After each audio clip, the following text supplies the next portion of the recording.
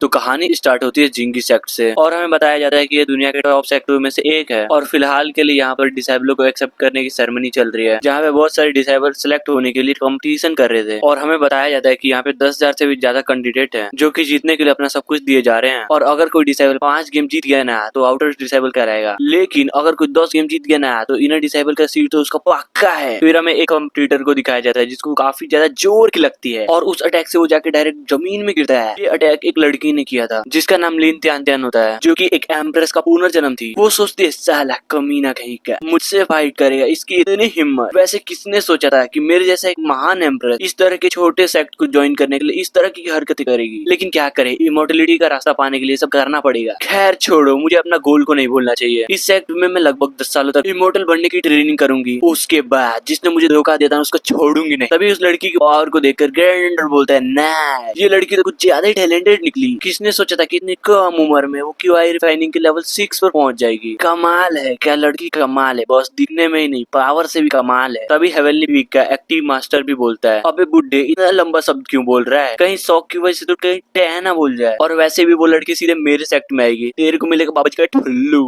बुढ़ाई भी लाइक तो माइक के गद्दारी कर बे। तुझे नहीं पता इस सेक्ट का रूल क्या है? यहाँ पर डिसेबल खुद सुनेगा कि उसका मास्टर कौन है, या फिर तुम नहीं समझे वो भी। अरे यार फिर गलती बोला ना कि टेंशन मत लो, वैसे ही मुझे पता है एट द एंड वो लड़की मुझे ही चुनेगी। तभी वो बुड्ढा एक खाली कुर्सी को देखता है और एक बंदे पे चिल्लाते हुए बोलता है आखिरकार वो कौन का बंदा गया कहाँ? क्या मैंने नहीं बोला था कि उसे इन्फॉर्म करो, तो आखिरकार वो आया क्यों नहीं? वो सर्वेंट भी लाइक यार मैंने तो बता दिया था अंकल कॉन्ग को, लेकिन वो आए ही नहीं। वो बोल रहे थे कि चलो तुम लोग मैं आता हूँ, मेरे काफी इंपॉर्टेंट काम है अभी। और ये बुड्ढा भी लाइक अरे उसकी माँ का, ये मछली पकड़ने के अलावा और कुछ कर भी क्या सकता है? आखिर कैसे कैसे एक फॉर्मल लीडर इस तरीके का बच्चा पैदा कर सकता है? फिर हमारा सीन शिफ्ट होता है और हमें जियाओजा पीक को दिखाया जाता है जो कि जिन्हीं सेट का ही एक पार्ट होता है। और वहाँ पर एक बंदा बड़े आराम से मछली को पकड़ जा रहा था और जी हाँ यही हमारा मेन कैरेक्टर होता है। तभी अपने बारे में बताता है कि मेरा नाम इकोंग है, लेकिन पता नहीं कैसे अपन इस कल्टीवेशन की दुनिया में ट्रांसफर हो गया और यहाँ पर मास्टर बन गया। हालांकि मेरा जियाओजा पीक बहुत ज्यादा सुंदर है, लेकिन यहाँ पर मेरे अलावा घंटा भी कोई नहीं है। लेकिन अगर मैं दूसरे की नजर से देखूं तो लोग मुझसे कुछ ज्यादा ही जलते हैं, क्योंकि मैं QI रिफाइनिंग पे होते हुए भी एक पीक मास्टर जो बन गया।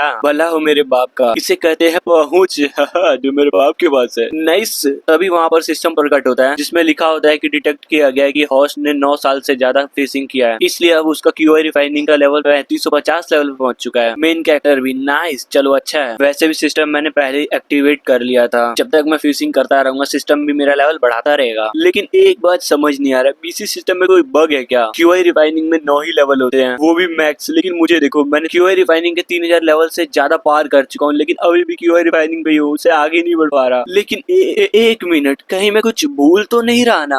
अरे यार मैं तो भूल गया, सच में ही भूल गया कि आज डिसेबल चुनने का सेरेमनी है। भागो BC वरना वो बूढ़ा क्रिएटर तो नाक में दम कर देगा। और वहाँ से जाते हुए बोलता है कि मेरा लेवल देख के लग नहीं रहा कि कोई भी डिसेबल मुझे मास्टर के तौर पे चुनने वाला है। खैर छोड़ो, वहाँ जाके पता चले कौन चुनता है या फिर नहीं। अब आते हैं उस तालाब की ओर जहाँ पे हमारा मेन कैरेक्टर मछली को बड़े आराम से पकड़े जा रहा था, जिसके अंदर तो काफी ज्यादा पावरफुल मॉन्स्टर थे, जिनमें से एक ऑक्टोपस और एक बहुत बड़ा ड्रैगन था। और सच में वो लोग उस तालाब के अंदर कुछ ज्यादा ही शांत थे। फिर सीन शिफ्ट होता है और हम आते हैं डिसेबल के कंपटीशन में, और ये मैच अपने फाइनल मोमेंट पे पहुंच चुकी थी, जो कि अब फाइनल मोमेंट पे पहुंच चुकी थी। और फाइनल में पहुंचने वाला एम्प्रेस और एक लड़का था, और लड़का बोलता है सच में मैडम मैंने आपका मैच देखा और काफी ज्यादा शानदार मैच था आपका, नाइस। वो भी बोलती है ठीक है, क्या तुम हार मानने वाले हो क्या? अरे नहीं यार, हार मानने का कोई सवाल ही नहीं उठा। ऊपर से मेरा 7th एल्डर इस सेक्ट का एल्डर है, इसलिए बिल्कुल भी लोग क्या सोचेंगे कि अरे देखो जरा ये तो एल्डर का भतीजा था ना जो फाइट लड़ने से पहले ही हार मान गया। फिर लड़की भी लाइक अरे तुम चाहते क्या हो? कुछ नहीं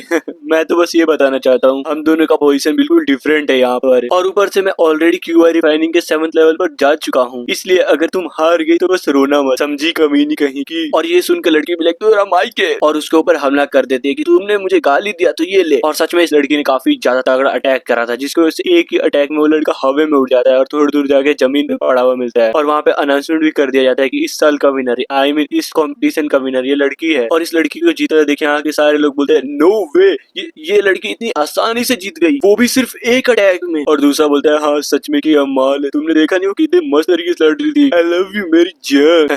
फिर तीसरा बोलता है माल छोड़ो ये तो मॉन्स्टर है मॉन्स्टर। बुड्ढा भी लाइक तेरी माँ का शांत हो जाओ। फिर लड़की से बोलता है जैसा कि तुम जीत गई हो तो अब तुम्हारे पास 3 ही रास्ते हैं जो कि तुम्हें कल्टीवेशन के रास्ते पर ले जा सकते हैं, समझ गई ना? हमारे जिंगी सेक्ट में 5 पीक है, तुम उनमें से कोई सा पीक चूज कर सकती हो, लेकिन एक बात याद रखना, एक बार चूज करने के बाद तुम इनको बदल नहीं सकती। तभी पीछे से हेवनली पीक स्वॉर्ड का मास्टर आता है और बोलता है बुड्ढे ऐसे सबके सामने चिल्ला कर आनंद से मत कराया कर, वरना कहीं पिछवाड़े से कहीं प्राण ना फेंक दे, क्योंकि तुम बूढ़े जो हो गए हो। इसके बाद वो अपने स्वॉर्ड को निकालता है और कुछ तो करता है जिसको देख लड़कियां बिल्कुल दीवानी हो जाती हैं और कहती है कि अरे यार ये तो स्वॉर्ड पीक का मास्टर कुछ ज्यादा हैंडसम लग रहा है। और दूसरी भी सच में मैं तो इसकी बीवी बनना चाहती हूँ और डार्लिंग इधर आओ मेरी मार दो। और एक लड़का पीछे से इनका हरकत ही देखते हुए सोचता है बाप रे चरन्नी की औकात नहीं और चलिए रुपया बसाना। तभी एक बुढ़ऊ बताता है कि 300 से ज्यादा स्टूडेंट्स को सारे पीक ने मिलाकर डिसेबल बनाया है और टॉप की बात करें तो सबसे ऊपर हेवनली स्वॉर्ड पीक आता है जिसने 1200 से भी ज्यादा डिसेबल बनाया है। लेकिन दूसरी तरफ बात करें जो पीक की, उसने घंटा भी एक भी स्टूडेंट नहीं बनाया। तभी पीछे से आवाज आती है किसने कहा मेरे पास एक भी डिसेबल नहीं है, मेरा जो पीक एक डिसेबल को एक्सेप्ट करता है। जिसे सुनकर सारे बंदे चौंक जाते हैं कि अरे ये किसने बोला। तभी स्वॉर्ड पीक का मास्टर बोलता है अच्छा तो ये तुम हो ना,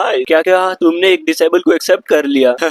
कौन है वो फूटी किस्मत जिसे तुम्हारे जैसे मास्टर को एक्सेप्ट करना पड़ा। कैन कैन भी बोलती है आखिर ये यहाँ पर क्यों आया है। ये सुनकर स्वॉर्ड पीक का मास्टर बिल्कुल शॉक हो जाता है। क्या ये इसको जानती है क्या। ये लड़की भी सोचती है पूरे सेक्ट में किसी की औकात नहीं है कि वो एक एम्प्रेस की मास्टर बन सके। मैं तो बस ये चाहती हूँ, मैंने जहाँ तक ये सुन रखा है कि जियाओ पीक में बस एक ही बंदा है जो कि ये है, क्या मैं इसे चुन लूं अपने स्पिरिचुअल प्रैक्टिस के लिए या फिर इस पीक को छोड़ दूं। तभी स्वॉर्ड मास्टर बोलता है अरे मैडम आपको उस पीक में जाने की कोई जरूरत नहीं है, क्योंकि जब उसका लीडर क्यूआई रिफाइनिंग लेवल पर है तो तुम्हें क्या ही सिखा देगा। तुम्हारे पास सबसे अच्छा ऑफर है कि तुम मेरे हेवनली स्वॉर्ड पीक को ज्वाइन कर लो और मेरा डिसेबल बन जाओ और मैं तुम्हें पर्सनली ट्रेन करूंगा स्वॉर्ड आर्ट स्किल में। बोलो मंजूर है। जिसे सुनकर हमारा मेन कैरेक्टर भी लाइक अरे ये तो गलत बात है ना, तुम तो मेरे डिसेबल को चुराने की कोशिश कर रहे हो। क्या तुम्हें डर नहीं लगता कि ये सेक्ट के रूल के खिलाफ है। अब जाके हमारे मेन कैरेक्टर को अच्छे से दिखाया जाता है जो कि लिटरली काफी ज्यादा बैडेस लग रहा होता है। तभी हमारा हीरो बुढ़े से बोलता है बुढ़े तेरी माँ का देख रहा है ये मेरे डिसेबल चोरी कर रहा है। फिर स्वॉर्ड मास्टर बुढ़े से बोलता है बुढ़े तेरी माँ का ये देख रहा है ये बंदा उस डिसेबल को कुछ भी नहीं सिखा पाएगा। ये तो नाइंसाफी है ना, एक टैलेंटेड लड़की के दोनों फ्यूचर के साथ खिलवाड़ हो रहा है खिलवाड़। बुढ़ा भी लाइक साला अब दिखाओ ना एटीट्यूड। फिर ये बुढ़ा बोलता है खाओ माँ कसम तुम इस लड़की को डिसेबल के रूप में लेने के लिए तैयार हो। और हाँ एक बात का ध्यान रखना ये लड़की कुछ ज्यादा ही टैलेंटेड है, इसको बर्बाद मत करना समझे।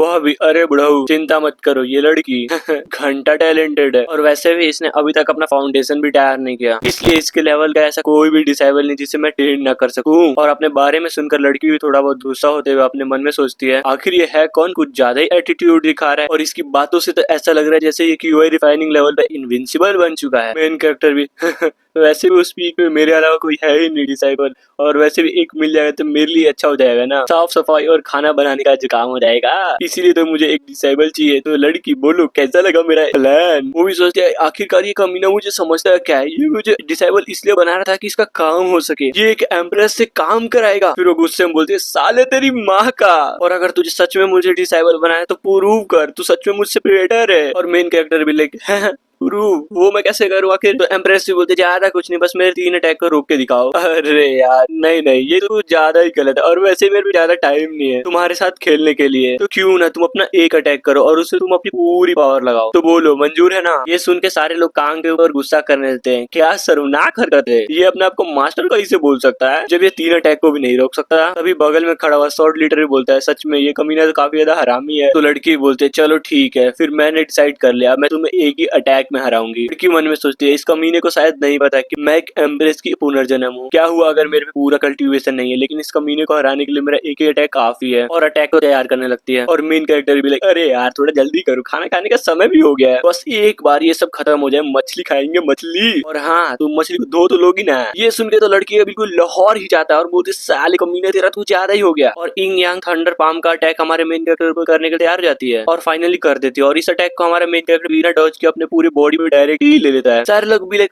वाह क्या अटैक है, इसका तो गेम ही बच जाएगा। और वो भी मनी मन सोचते हैं खत्म सब कुछ खत्म, ये आदमी तो पक्का आधे साल के लिए नहीं उठने वाला है। साला कब से बेइज्जती किया जा रहा था। और दूसरी तरफ मेन कैरेक्टर को घंटा फर्क नहीं पड़ता है। आखिरकार ये था क्या, साला ये भी कोई अटैक था, साला गुदगुदी भी नहीं हुई कि बिल्कुल सुन। और फ्यूचर में कभी इस अटैक को करना मत, ये तो कुछ ज्यादा ही कमजोर है। उसको सही सलामत देख लड़के तो कुछ ज्यादा फाट जाती है। अब यार आखिर ये है कौन, मेरा अटैक तो उसको डायरेक्ट हिट हुआ था ना, और कुछ हुआ क्यों नहीं। और वो डरते हुए थोड़ा पीछे हटते कमीने तुम खड़ा कैसे हो। ये देखकर सारे के सारे लोगों का रिएक्शन होता है बाप रे क्या एक्टिंग करते हैं ये लोग, मानना पड़ेगा। नेपोटिज्म, भारी नेपोटिज्म चल रहा है। लड़की वे एक स्माइल करते हुए बोलती है आप समझी, पीक मास्टर है ना, तो इसके पास जरूर प्रोटेक्टिव आर्टिफैक्ट तो होंगे ही। हाँ, लेकिन ये मत सोचना कि मैं हार मान चुकी हूँ, अब मैं अपना डिवाइन सेंस यूज करूंगी। और मेन कैरेक्टर के स्पिरिचुअल सी में अटैक कर देती है, और जैसे उसके नॉलेज सी के अंदर आती है बिल्कुल शॉक हो जाती है और कहती है कि ये किस तरह का जगह है, और आखिरकार इसका स्पिरिचुअल एनर्जी गया कहाँ पे। और ऊपर से तो ये साला क्यों रिफाइनिंग लेवल पे है ना, फिर इसका नॉलेज से इतना बड़ा कैसे। हाँ, अब ये इतना बोल ही रही होती तभी पूरा जगह हिलने लगता है, जिसको देखे डरने लगते हैं और बोलते आखिरकार ये हो क्या रहा है। तभी नॉलेज सी के अंदर स्पिरिचुअल एनर्जी से बना हुआ हमारे मेन कैरेक्टर का फिगर अपीयर होता है, जिसको देखकर तो लड़की बिल्कुल फट जाती है, और तभी लड़की को एक पावरफुल अटैक लगता है और वो उड़ जाती है, और मेन कैरेक्टर भी लाइक चल भाग यहाँ से, ये कोई खेलने की जगह नहीं है। बात है नॉलेज सी के बाहर, जहाँ पर वो लड़की मेन कैरेक्टर के झटके की वजह से बेहोश हो गई थी, और वो भी उसको उठा के सोचा है बाप रे ये कुछ ज्यादा ही नजदीकी मामला था, अगर मैं इसको अपने नॉलेज सी से बाहर नहीं निकालता तो अब तक ये रिफाइन हो गई होती। और यहाँ से जाते बोलते हैं हाँ मैं तो कुछ ज्यादा ही थक गया, आखिर इतना लंबा फाइट कौन करता है आजकल। चलो मिलते हैं फिर कभी। और ये सुन के सारे लोग चौंक जाते हैं कि साला ये भी कोई फाइटिंग थी, और दूसरा बोलता है कि साला ये नौटंकी कर रहा है, तुम लोगों ने देखा ना एक ही अटैक में जीत गया, इम्पॉसिबल, इसने पहले से प्लान बना के रखा होगा जिसमें इस लड़की का भी हो सकता है हाथ हो। स्वॉर्ड मास्टर भी मन ही मन सोचता है तो ठीक है तुमने एक अच्छा गेम खेला, लेकिन ये मत सोचना कि तुम्हारा ये गेम मेरे अपोजिट काम करने वाला है। आज तो तुम बच गए क्योंकि ग्रेट एल्डर यहाँ पर था। खैर छोड़ो, अगले 10 दिनों में दोबारा कॉम्पिटिशन होने वाला है, फिर देखूंगा तुमने क्या सिखाया और इस लड़की ने क्या सीखा। किसी को भी नहीं छोड़ूंगा। सीन चेंज होता है और तियांतन अभी बेहोश में थी और वो सपने देख रही थी। वो एक लड़की से बोलती है कि तुम्हें तो पता ही है ना कि मैं ऑलरेडी एक एम्परर लेवल की वॉरियर हूँ, अगर इस बार में मैंने अपना ब्रेक थ्रू कर लिया तो अब तो समझो कि मैं आराम से फेरीलैंड में जा पाऊंगी, बस देखना कोई मेरे पास ना आ पाए, समझी। और वो भी बिल्कुल, अरे तुम चिंता मत करो, मैं हूं ना, कोई भी तुम्हारे पास नहीं आ पाएगा। फिर क्या तियांतन अपने कल्टीवेशन में मगन हो जाती है, लेकिन वो लड़की तो कुछ ज्यादा कमीनी निकली, एक अच्छा सा मौका देकर उस पर अटैक कर देती है। वो खंजर डायरेक्ट उसके शरीर के आर पार हो जाता है। वो भी पर तुमने आखिरकार मुझे धोखा क्यों दिया, मैंने तुम्हें अपना बहन माना था, फिर क्यों तुमने ऐसा किया। वो बताती है क्यों मैंने ऐसा क्यों किया, क्योंकि मैं तुम्हारा सब कुछ लेना चाहती थी, इसीलिए तुम कमीनी कहीं कि तुम्हें हर वो चीज मिला जिसका हकदार मैं थी। इसलिए याद रखना जो भरोसे वाले होते हैं वही भोसड़ी वाले होते हैं। आई होप अगले जन्म में तुम सोच समझ के भरोसा करोगी। तो ले मर, और फिर से उस खंजर से उसके ऊपर हमला कर देती है। तभी तियांतन भी जगते हुए बोलती है तुम कमीनी कहीं कि मैं तुम्हें नहीं छोड़ूंगी, और आसपास का थोड़ा माहौल देखे चौकी पड़ी थी कि ये मैं कहाँ पर हूँ। मेन कैरेक्टर की आवाज आती है कि ओह फाइनली तो उठी गई, अच्छा है। और ये आवाज सुन के तियांतन भी बहुत ज्यादा चौंक जाती है और खड़े होकर बोलते हैं साले कमीने तूने आखिरकार मेरे साथ किया क्या। और मेन कैरेक्टर अरे यार मैंने कुछ नहीं किया, और वो तो तुम थी जो कंपटीशन के दौरान बेहोश हो गई थी, इसलिए मैं तुम्हें यहाँ लेकर आ गया, और अब से तुम मेरी डिसाइपल हो। बोलो मास्टर जल्दी से। और ये सुनकर वो तो चौंक जाती है और मेन कैरेक्टर धर के कुछ तो चेक करने लगती है, आखिर तुम कर क्या रही हो। और तभी वो उस इंसिडेंट को याद करते हुए मन ही मन सोचती है कि बाप रे आखिरकार वो था क्या, ये आदमी तो क्यों रिफाइनिंग लेवल पे है, फिर वो क्या था जिसको मैंने नॉलेज के अंदर देखा था, कहीं कोई सपना तो नहीं था ना, सच में कुछ ज्यादा ही टेरिफाइंग सपना था। और मेन कैरेक्टर को देखते हुए बोलते चलो छोड़ो, वैसे भी इसी पीक में आने का मेरा प्लान था, जब तक मैं अपना कल्टीवेशन आराम से कर रही हूँ तब तक इस घोचू को मास्टर बोलने में कोई दिक्कत नहीं है। इतने में हमारे हीरो को कुछ तो याद आता है और बोलता है ये लो तुम्हारा कल्टीवेशन रिसोर्सेज, मैंने खुद अपने हाथों से तैयार किया है, सच में कुछ ज्यादा मजा ही आएगा तुम्हें। इसे कहते हैं कल्टीवेशन करने का नेचुरल तरीका। वो भी सोचती है क्या कहा नेचुरल तरीका, आखिर ये किस तरह का रिसोर्सेज है, कहीं ये किसी तरीके का फर्नेस तो नहीं है ना। और बोलती है थैंक यू मास्टर, और जैसे वो उसका ढक्कन उठाती है उसको देखकर तो बिल्कुल लिटरली हिल जाती है कि क्या साला अब ये क्या चीज है, ये तो खाने जैसा लग रहा है, इसकी माँ का, इस गरीब मास्टर से भला उम्मीद ही क्या की जा सकती है, ये तो झोर है वो भी सब्जियों का। मेन कैरेक्टर क्यों मजा आया ना, मुझे पता है कि तुम्हें मजा आया होगा, और हाँ ये कोई सब्जी वब्जी नहीं है, ये तो फ्यूनिक्स का सूप है, इसको पकड़ने में मैंने तो अपनी पूरी जान तक लगा दी थी, इनफैक्ट इसे तो मैंने स्पिरिचुअल फायर से पकाया ताकि तुम्हारा कल्टीवेशन और भी अच्छे से बढ़ सके, समझ गई ना। अरे चलो अब तो खुश हो जाओ। लड़की भी लाइक ये चूतिया, और मनी मन सोचती है खैर छोड़ो यार, ये तो खुद ही क्यू रिफाइनिंग लेवल पर है, जब भला इसे ही रिसोर्सेज नहीं मिलते तो मुझे क्या लेके देगा। हाँ ये सूप तो कुछ ज्यादा ही टेस्टी लग रहा है, चलो टेस्ट करके देखती हूँ। और जैसे उसको लेने वाली होती है तभी हमारा मेन कैरेक्टर उसको रोक देता है कि अरे यार रुक जाओ, एक काम करो तुम ये खाओ, और सारा मीट निकाल के उसको सूप थमा देता है, जिसको देखकर वो भी पूरी तरीके से हिल जाती है कि क्या। मेन कैरेक्टर भी लाइक पी जाओ,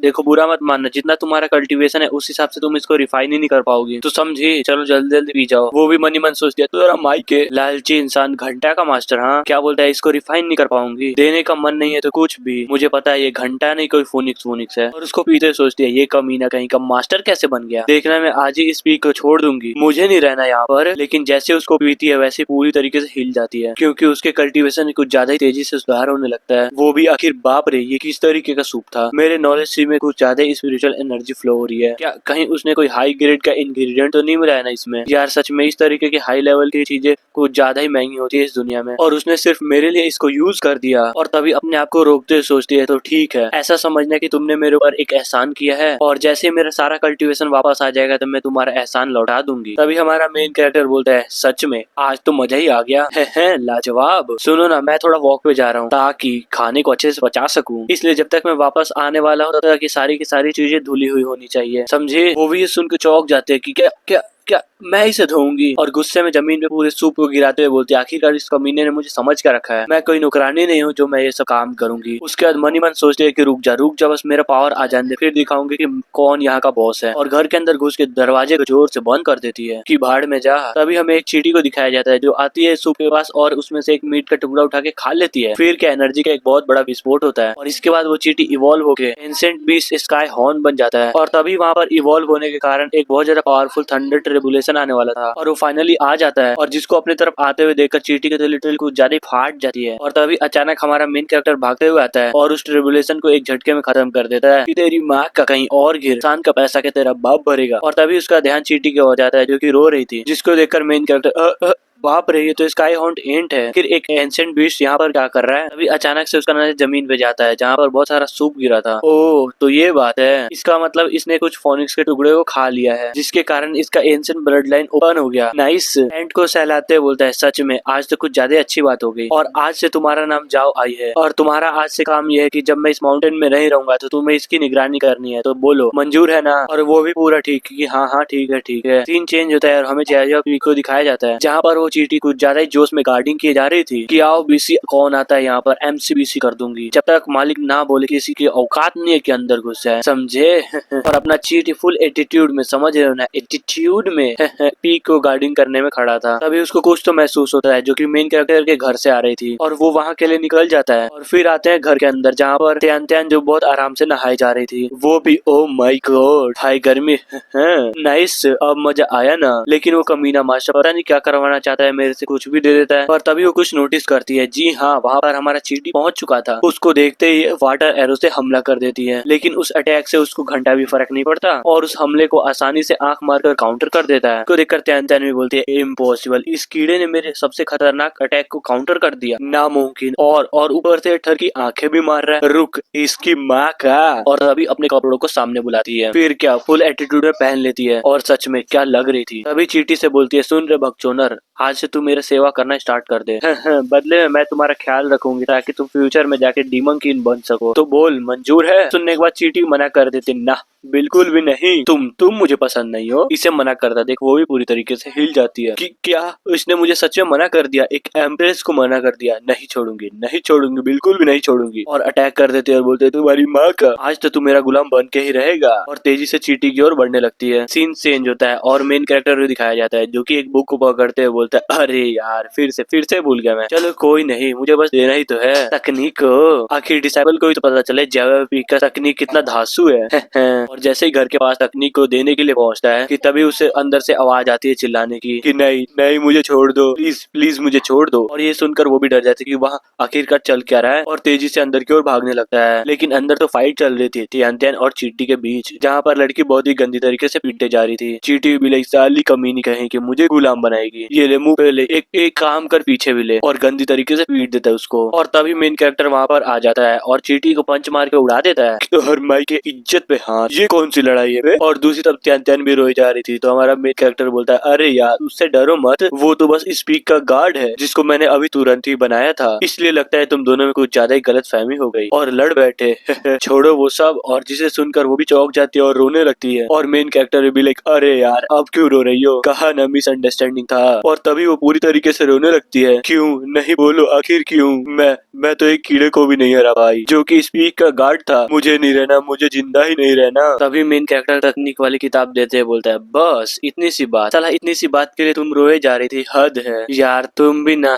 वैसे ये देख, ये तकनीक मैं तुम्हारे लिए लाया, बस एक बार तुम इस तकनीक को सीख लो तो वो चींटी बस तुम्हारे सामने चींटी ही लगेगी। सच में तुम्हें कोई नहीं हरा पाएगा। जिसे सुनने के बाद वो भी शांत होते हुए बोलती है, क्या सच्ची में? तो खाओ माँ कसम की तकनीक सीखने के बाद मैं उसे हरा दूंगी। अरे बिल्कुल, तुम्हें शायद नहीं पता कि ये तकनीक कितना ज्यादा जबरदस्त है, तुम्हारे ये दोनों बड़े बड़े दिल की तरह। इनफैक्ट जब जब तुम अपना लेवल अप करोगी इस तकनीक की वजह से तुम्हारा पावर डबल हो जाएगा। उसके बाद देखना स्पीक पर कोई नहीं होगा जो तुम्हें हरा पाएगा, लेकिन मुझे छोड़कर, क्योंकि I am the main character on this मानवा, समझी? वो भी मुंह फुला के बोलते हैं का घंटा का पावरफुल तकनीक। वैसे भी स्पीक पर हमारे अलावा और कौन है ही। तभी उस तकनीक को लेते हुए बोलती है, आप चिंता मत कीजिए, मैं इस तकनीक को प्रैक्टिस कर लूंगी। और मन ही मन सोचती है कि मुझे तो नहीं लगता कि ये तकनीक इतना पावरफुल होगा जितना इसके बारे में फेंका जा रहा है, लेकिन कोई नहीं, इसको प्रैक्टिस करके मैं दिखा दूंगी। उसके बाद इस चोमू मास्टर को पता चलेगा मेरे जैसे टैलेंटेड इंसान को चूल्हा फुकवाने का काम नहीं दिया जाता। तभी हमें दो आइस को दिखाया जाता है जिसकी पावर लिटरली कुछ ज्यादा ही थी, जिसको हमारा मेन कैरेक्टर भी नोटिस कर लेता है कि क्या ये तो कुछ ज्यादा ही पावरफुल किलिंग इंटेंट है। सीन चेंज होता है और हमें बाहर का दिखाया जाता है जहाँ पर एक डीमन खड़ा होकर बोलता है, इस गंध को मैंने पहले भी महसूस किया, ये तो वही लड़की है जो अपने बच्चे कुछ सोल को अंडरवर्ल्ड से बाहर निकालने में कामयाब हो गई थी। तभी हमें इसके बारे में बताया जाता है, ये एक डीमन किंग है, वो भी गोल्डन हॉर्न डीमन किंग। वो बोलता है, सच में अगर मैंने इस लड़की को मार दिया ना तो ये मेरे लिए एक बहुत ज्यादा ग्रेट अचीवमेंट होगी, पर पता नहीं वो लड़की यहाँ कहाँ छिपी है। चलो कोई नहीं, ठीक है। क्यों ना मैं सब कुछ डिस्ट्रॉय कर दूं, उसके बाद तो निकलेगी ना वो। तभी वो अटैक कर देता है जो कि डायरेक्ट जेव पीक की तरफ बढ़ने लगती है। दूसरी तरफ उस हमले को रोकने के लिए हमारा चींटी भी आगे बढ़ जाता है और तभी उस अटैक को रोक देता है, लेकिन ये बस थोड़ी देर के लिए था क्योंकि वो अटैक कुछ ज्यादा, जिसके कारण चींटी की हालत भी कुछ ज्यादा ही खराब होती जा रही थी। तभी उसके मेन कैरेक्टर का याद आता है कि उसने इसके ऊपर भरोसा करके स्पीक को इसके हवाले कर दिया। तभी वो गुस्से में अपने आंख को खोलता है जिसकी वजह से वो अटैक खत्म हो जाता है। तभी वो भी, तुम कीड़े कहीं के, तुम्हारी हिम्मत कैसे हुई मेरे मामले में टांग अड़ाने की, नहीं छोड़ूंगा नहीं छोड़ूंगा। दूसरी तरफ चींटी भी लगता है, माई के तू है कौन जो यहाँ पे बस बकचोदी किए जा रहे हैं। एक बात गौर से सुन ले, जब तक मैं स्पीक पर हूँ जब तक कोई अटैक नहीं कर सकता। जिसे सुनने के बाद डीमन किंग बोलता है, क्या कहा? यानी कि तुम ये बोलना चाहते हो कि जब तक तुम यहाँ पर रहोगे तो कोई अटैक नहीं कर सकता? तभी वो चींटी की ओर अटैक करते हुए बोलता है, साली तुम्हारी इतनी हिम्मत, तुम मुझे सिखाने चले हो? तुम्हारी औकात भी है जो मेरे अटैक के सामने खड़े हो सके? जैसे अटैक करने वाला होता है तभी कहीं से तो एक पत्थर उड़ता हुआ आता है और उस डीमन किंग के अटैक को खत्म कर देता है, जिसको देखकर वो भी एक पल के लिए चौंक जाता है कि क्या ये कैसे हो सकता है। डीमन किंग भी लगता है, तेरी माँ का आखिर कौन है बे जो छिप के हमला किए जा रहा है? मेन कैरेक्टर, ना मुन्ना ना, तुम तो अपने बाप के साथ गद्दारी कर रहे हो। और मैं तुम्हें बता दूं, ये तुम्हारा बाप इस जवजपी का मालिक है, समझे? और रही बात मेरे पैट की, तो किसी की औकात नहीं है कि उसको हमला कर सके, वो भी है। ये क्या बात कर रहा है बच्चे, मेरी बात गौर से सुन। मैं एक डीमन किंग हूँ जो कि डीमन एम्प्रेस के आदेश पर आया हूँ ताकि महारानी तियानचैन को पकड़ सकूं, समझे? और जहाँ तक मैं जानता हूँ वो यहीं पर छुपी पड़ी है और तुम्हारे लिए सबसे अच्छा यही होगा कि तुम उसको मेरे हवाले कर दो और बदले में मैं तुम्हें जिंदा छोड़ दूंगा। बोलो कैसा लगा डील? जिसे सुनने के बाद हमारा मेन कैरेक्टर, तो तुम चाहते हो कि मैं किसी को तुम्हें सौंप दूं? अरे पार्थ, यहाँ तक कि हेवनली दाव की भी औकात नहीं है जो मुझसे कुछ भी ले सके, तो तुम्हारी महारानी किस खेत की मूली है? और ये सुनने के बाद उसकी तो पूरी तरीके से लाहौर जाती है कि अपमान, तुम्हारे जैसा की रिफाइनिंग वाला बंदा मेरी महारानी की बेइज्जती करेगा। और तभी अपना फॉर्म बदल के पूरा का पूरा गोल्डन भैंसा बन जाता है। सच में मुझे लगा नहीं था कि ये बात इतनी आगे चली जाएगी, पर तुमने मुझे कुछ ज्यादा ही गुस्सा दिला दिया जिसका परिणाम तुम्हारा का पूरा जिंगिस सेट भुगतेगा। सब कुछ डिस्ट्रॉय कर दूंगा मैं। जिसे सुनने के बाद हमारा मेन कैरेक्टर भी हल्के से स्माइल करने के बाद बोलता है, क्या कहा डिस्ट्रॉय करोगे? तुम जानते भी हो कि मैं किस प्रकार का अस्तित्व हूँ? उसके बाद अपने हाथों को ऊपर करते हुए कुछ तो करता है जिससे होता यह है कि एक एनर्जी से बना हुआ हाथ उस डीमन को पकड़ लेता है, जिसे देखने के बाद चींटी भी like, oh my God, this is power of master, nice. दूसरी तरफ उस डीमन किंग की पूरी तरीके से फट गई थी। मम्मी रे, आखिर तुम हो कौन? और एक क्यूआई रिफाइनिंग वाले बंदे के पास इतनी पावर कहाँ से आ गई भाई? कैरेक्टर भी लाइक, अरे यार कहा ना मैं तुम्हारा बाप हूँ। और ये बात भी सच है कि मैं क्यूआई रिफाइनिंग लेवल पर हूँ, लेकिन 3000 प्लस लेवल पर। समझे? और अपनी मुट्ठी को बंद कर देता है जिसके कारण वो एनर्जी से बना हाथ भी बंद हो जाता है। फिर क्या, वो डीमन किंग खत्म। तभी उस एनर्जी से बने हुए हाथ के अंदर से कुछ तो हमारे मेन कैरेक्टर की तरफ आता है जो कि शायद उस डीमन किंग का कोर होता है, जिसे देखकर हमारा मेन कैरेक्टर बिल्कुल खुश और चींटी को देते हुए बोलता है, अरे यार गजब, देख रहे हो ना, इसे कहते हैं कोर। अगर तुमने इसे ले लिया ना तब तो समझो कि तुम्हारी तो बल्ले ही बल्ले। और ये सुनने के बाद वो भी बिल्कुल खुश हो जाती है और फाइनली खा लेती है। फिर क्या, एक बहुत बड़ा रिएक्शन होता है जिसके कारण वो चींटी भी एक खूबसूरत लड़की के अंदर तब्दील हो जाती है और वो भी पूरी तरीके से चौंकी पड़ी थी कि क्या मैं ट्रांसफर होके एक इंसान बन गई। साला विश्वास ही नहीं हो रहा। और ये चीज है क्या, कुछ ज्यादा ही सॉफ्ट लग रहा है। जिसे देखकर हमारा मेन कैरेक्टर मन ही मन सोचे जा रहा था कि इसे कहते हैं अरमान मेरी जान, और सच्ची में इसके कुछ ज्यादा ही बड़े हैं। और वो लड़की वो चींटी जिसका हमारे मेन कैरेक्टर ने नाम जियाओ रखा था, जो डायरेक्ट जाके हमारे मेन कैरेक्टर गले लग जाती है कि थैंक यू मास्टर ट्रांसफॉर्म होने में मेरी हेल्प करने के लिए। देखना आपका एहसान चुकाने के लिए मैं शरीर तक की कुर्बानी दे दूंगी। वो भी अरे यार ये तुम क्या बोल रही हो, कम से कम सही से तो बोल वरना लोग गलत समझ बैठेंगे, समझे। और मन ही मन सोचता है खैर छोड़ो, और वैसे भी आज का दिन कुछ ज्यादा ही अच्छा था मेरे लिए, और अब बस मुझे इसे अच्छे से बोलना सिखाना होगा ताकि बाद में मुझे कोई दिक्कत ना हो। तभी सीन चेंज होता है एक माउंटेन पे, जो कि हमारे मेन कैरेक्टर के पीक का ही हिस्सा था, जहाँ पर त्यान त्यान बहुत जोरों शोरों से तकनीक को सीखे जा रही थी। और तभी अचानक से अपनी आंखों को खोलती है और एक पावरफुल तकनीक को परफॉर्म करती है जो कि ड्रैगन जैसा दिख रहा था। तभी एक जोरदार धमाका होता है, वो भी पानी पर, जिसे देखकर डिसाइबल ने बिल्कुल खुश हो जाती है कि गजब, ये हुई ना बात, नाइस। जब मैं महारानी थी तो ये ड्रैगन वाली टेक्निक ही मेरा मेन ट्रेनिंग मेथड था, लेकिन किसने सोचा था कि मैं इसे फिर से मास्टर कर लूंगी। तभी हमारे मेन कैरेक्टर के बुक को देखते हुए सोचती है सच में ये बुक तो लाजवाब निकली। आखिर किसे पता था कि इसको पढ़ने के बाद मेरा नॉलेज इतना ज्यादा बढ़ जाएगा, जिसके चलते मैं अपने ड्रैगन टेक्निक को कीवाई रिफाइनिंग में होते हुए मास्टर कर पाऊंगी। यार सच में अब जाके लगता है कि मैंने सही मास्टर को चूज किया है। तभी हमारा मेन कैरेक्टर पीछे से बोलता है अरे बिल्कुल, after all I am invincible मेरी चैन। तो मास्टर तो अच्छा होऊंगा ही ना, इसीलिए तुम्हें टेंशन लेने की जरूरत नहीं है, क्योंकि मुझे चुनना ही तुम्हारी लाइफ का बेस्ट डिसीजन था। अचानक से आवाज सुनने के बाद से डिसाइबल तो बिल्कुल डर जाती है, वो भी मास्टर तेरी माँ का। ये क्या बकचोदी है कि पीछे से खड़े होकर किसी की बात सुनो, हाँ। जिसे सुनने के बाद हमारा मेन कैरेक्टर अरे यार लगता है तुम गलत समझ रही हो, मैं तो बस यहाँ पर मछली पकड़ने के लिए आया था। तभी मैंने देखा तुम पानी में ब्लास्ट किए जा रही हो, कहीं तुम पानी को गर्म करके सारी मछलियों को पकाने का प्लान तो नहीं कर रही हो ना। जिसे सुनने के बाद वो भी थोड़ा शर्माते हुए बोलते ये क्या बकवास है, मैं तो बस अपने मार्शल आर्ट की प्रैक्टिस कर रही थी। और सोचती है अगर तुम मेरे मास्टर नहीं होते ना तो मैं तुम्हें एक हाथ से अपने खत्म कर देती। तभी हमारा मेन कैरेक्टर बोलता है नाइस, मेहनत तो अच्छी चल रही है। अच्छा ये बताओ जो मैंने तुम्हें सीक्रेट ऑफ अंडरवर्ल्ड का किताब दिया था वो कहाँ तक सीखी। जिसे सुनने के बाद वो भी सोचती है फाइनली अब जाके इसे पता चलेगा कि मैं कितना टैलेंटेड हूँ, जब इसे पता चलेगा कि उस तकनीक को मैं 5 लेवल तक सीख चुकी हूँ। और तभी फुल एटीट्यूड में बोलती है मास्टर तेरी माँ का, तुझे पता भी है मैंने उस बुक के 5 लेवल को बस एक रात में खत्म कर डाला। जिसे सुनने के बाद हमारा मेन कैरेक्टर तो पूरी तरीके से हिल जाता है। क्या 50 चैप्टर, और उसका चौंका हुआ मुंह देखकर वो भी मन ही मन सोचती है देखा इसे कहते हैं टैलेंट जो कि सिर्फ मेरे पास है, after all I am embrace मेरी चैन। दूसरी तरफ हमारा मेन कैरेक्टर भी सोचे जा रहा था कि बाप रे आखिर ये है क्या, लिटरली साला इसने पूरी रात लगा दी वो भी बस 50 चैप्टर सीखने के लिए। यार सच्ची में मैं तो टूट गया, साला मिनटों का काम इसने रात लगा दिया। कितना कितना लो टैलेंट है इसका, नामुमकिन। साला मैंने तो इसको टैलेंटेड समझा था, ये तो कुछ ज्यादा ही नूब निकली यार।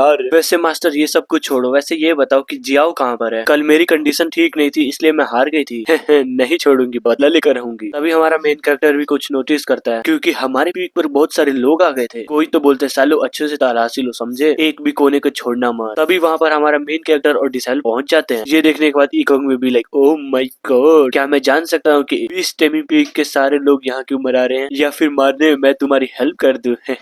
ये क्या बकवास है, मैं तो बस यहाँ पर स्पीड बिस्ट की तलाश में आया हूँ, बाकी किसी चीज से कोई मतलब नहीं है। जिसे सुनने के बाद मेन कैरेक्टर भी सोचता है समझ गया, यानी कि ये जियाओ के लिए आए हैं क्योंकि कल रात के ट्रांसफॉर्म के साथ ही कुछ ज्यादा एनर्जी रिलीज हुई थी, जिससे हो सकता है कि बीस्ट टेमिंग वालों ने भी इस एनर्जी को महसूस कर लिया हो। तभी तियान तियान भी गुस्से में बोलती है तुम्हारी माँ का, ये तुम्हारा नहीं हमारा पी के, समझे, और अगर सच्ची में यहाँ कोई बीस्ट है तो वो हमारी होगी, जिससे तुम्हारे पी का कोई लेना देना नहीं है। तभी उन लोगों में से आगे आते हुए कोई तो बोलता है कि नहीं यार ये तो सही बात नहीं है, इनफैक्ट अगर जिंगी सेक्ट के रूल को देखें तो कोई भी पीक जिसकी औकात है वो आराम से किसी भी बीस्ट को टेम कर सकता है, या फिर ये कहो कि छीन भी सकता है। इस बंदे का नाम सू होता है जो कि बोल रहा था। इसके कल्टीवेशन के बारे में बताया जाता है जो कि गोल्डन कोर पर है। दोबारा बोलता है देखो कोई भी फर्क नहीं पड़ता वो बीस्ट तुम्हारे फील्ड पर है, क्योंकि जो उसको टेम करेगा वही उसका असली मालिक होगा। जिसे सुनने के बाद वो भी बोलती है ओहो अच्छा समझ गई, ओ तेरी माँ का, चल निकल यहाँ से क्योंकि वो बीस्ट मेरे मास्टर का गुलाम है, समझा। सू भी लाइक क्या कहा, तुम्हारे मास्टर का है क्या, मजाक कर रहा है, तो बोलो क्या उस बीस्ट ने खुद अपने मुंह से बोला था कि ये भैंस आदमी मेरा मास्टर है। हाँ हाँ, क्योंकि तुम्हें पता है कि जब तक वो बीस्ट ट्रांसफॉर्म ना हो जाए तब तक वो बोल नहीं सकता। कहीं ऐसा तो नहीं है ना कि तुम लोग उसे अकेला हथियाना चाहते हो। ध्यान भी बोलते साले कमीने कहीं के, मेरा वो मतलब नहीं था, लेकिन अगर तुझे यही लगता है तो यही सही। तभी वहाँ पर खड़ा एक आदमी बोलता है, अरे साले बाप के बारात में आए हो क्या, जल्दी जाओ और खोजो उसे। और वो लोग भी या समझ गया। और इधर मेन कैरेक्टर भी इन सबकी बातों को सुनकर चौंका पड़ा था। तभी त्यान भी अपने मेन कैरेक्टर की तरफ देखते हुए सोचती है, ये कमीना मेरा मास्टर, इसका लेवल तो बस क्यूआई रिफाइनिंग लेवल पर है, तो क्या घंटा अपने पीक की इज्जत बचा पाएगा। हालांकि मैं भी उसी लेवल पर हूँ। अगर मैं पिछली यादों को देखूं जब मैं एम्प्रेस थी, और अगर मैं अपने एम्प्रेयर तकनीक को यूज करूं, तो मुझे तो नहीं लगता कि कोई भी फाउंडेशन एस्टेब्लिशमेंट का कल्टीवेटर मेरा कुछ बिगाड़ भी पाएगा। बस मुझे तो टेंशन इस लड़के की है, क्योंकि ये साला कमीना गोल्डन कोर पर है। पर तभी गुस्से में अटैक को तैयार करते हुए बोलती है, बस बहुत हुआ, अब तुम लोग नहीं बचोगे। और तभी उन सभी लोगों पर एक पावरफुल अटैक होता है जो कि कुछ ज्यादा ही तेज था, जिससे वो सारे के सारे लोग मर जाते हैं या फिर बेहोश हो जाते हैं। जिसको देखकर बीस्ट टेमिंग का बंदा और त्यान में बिल्कुल कंफ्यूज हो जाते हैं कि क्या ये क्या हुआ। और मनी मन सोचती है, आखिर आखिर यहाँ पे हो क्या रहा है। हाँ, आखिर मैंने तो कुछ किया भी नहीं। और दूसरी तरफ आदि गुस्से में बोलता है, सालो कौन है जो चुपके से हमला किए जा रहा है, दम है तो सामने आओ। तभी अचानक से उसको भी एक अटैक लगता है, जिससे उसकी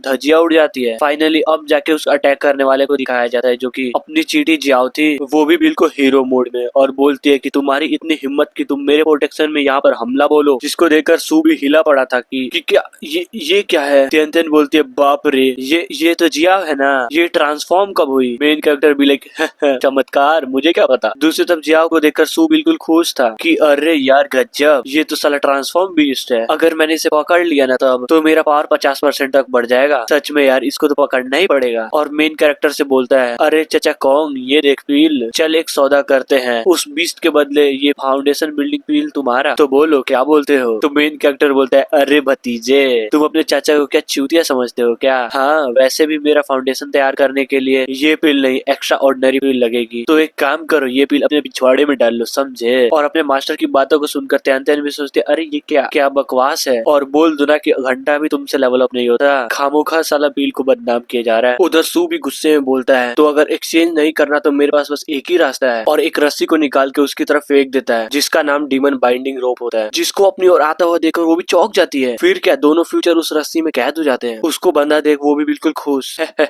ये हुई ना बात, आखिर पकड़ ही लिए चचा कोम तेरी माँ का। अब ये बीस्ट मेरा हुआ, और मुझे तो नहीं लगता कि तुम्हारी औकात भी है इस बीस्ट का मास्टर बनने की, समझे। दूसरी तरफ त्यान में बीस्ट को छुड़ाने के लिए आगे बढ़ जाती है। तभी दोनों के हमले टकराते हैं, और सू बोलता है, कमीनी कहीं की, तुझे क्या लगता है मेरा कल्टीवेशन है क्या, तुम फिर भी क्यूआई रिफाइनिंग पर होने के बावजूद भी मेरे पर हमला करने चली आई है। और पावर लगा के त्यान को पीछे ढकेल देता है। तभी सू भी मनी मन सोचता है कि क्या ये सच में क्यूआई रिफाइनिंग पर है ना, चला इसकी पावर तो कुछ ज्यादा ही लग रही थी। तभी हमारा हीरो भी डिसेबल को रोकते हुए बोलता है, अरे यार रुक जा, तुम्हें लड़ने की जरूरत नहीं है। वो भी क्या बात बोल रहे हो आप, क्या चाहते हो कि मैं इस कमीने को ऐसे जाने दूं, वो भी जियाओ को लेकर। हाँ, अरे चिंता मत कर पगली, इसकी औकात नहीं है जो जियाओ को यहाँ से ले जा सके। और मनी मन सोचता है कि बात तो बिल्कुल साफ है कि कैसे एक गोल्डन कोर का बंदा उसको लेके जा सकता है, जो कि डीमन किंग के कोर को पोजेस किया हो। मजाक चल रहा है क्या यहाँ। तभी जियाओ भी अपने पावर को बढ़ा के उस डीमन बाइंडिंग रोप को तोड़ देती है, जिसको देखकर उसकी तो बिल्कुल फट जाती है। और सोच रहा था, बाप रे, इसने तो मेरी प्रीसियस रस्सी को तोड़ दिया। तभी जियाओ उसके पास जाने लगती है दौड़ के, और अचानक से कुछ ज्यादा ही पास पहुंच जाती है। वो भी जल्दी से अपने पंखे को निकाल के सोचता है,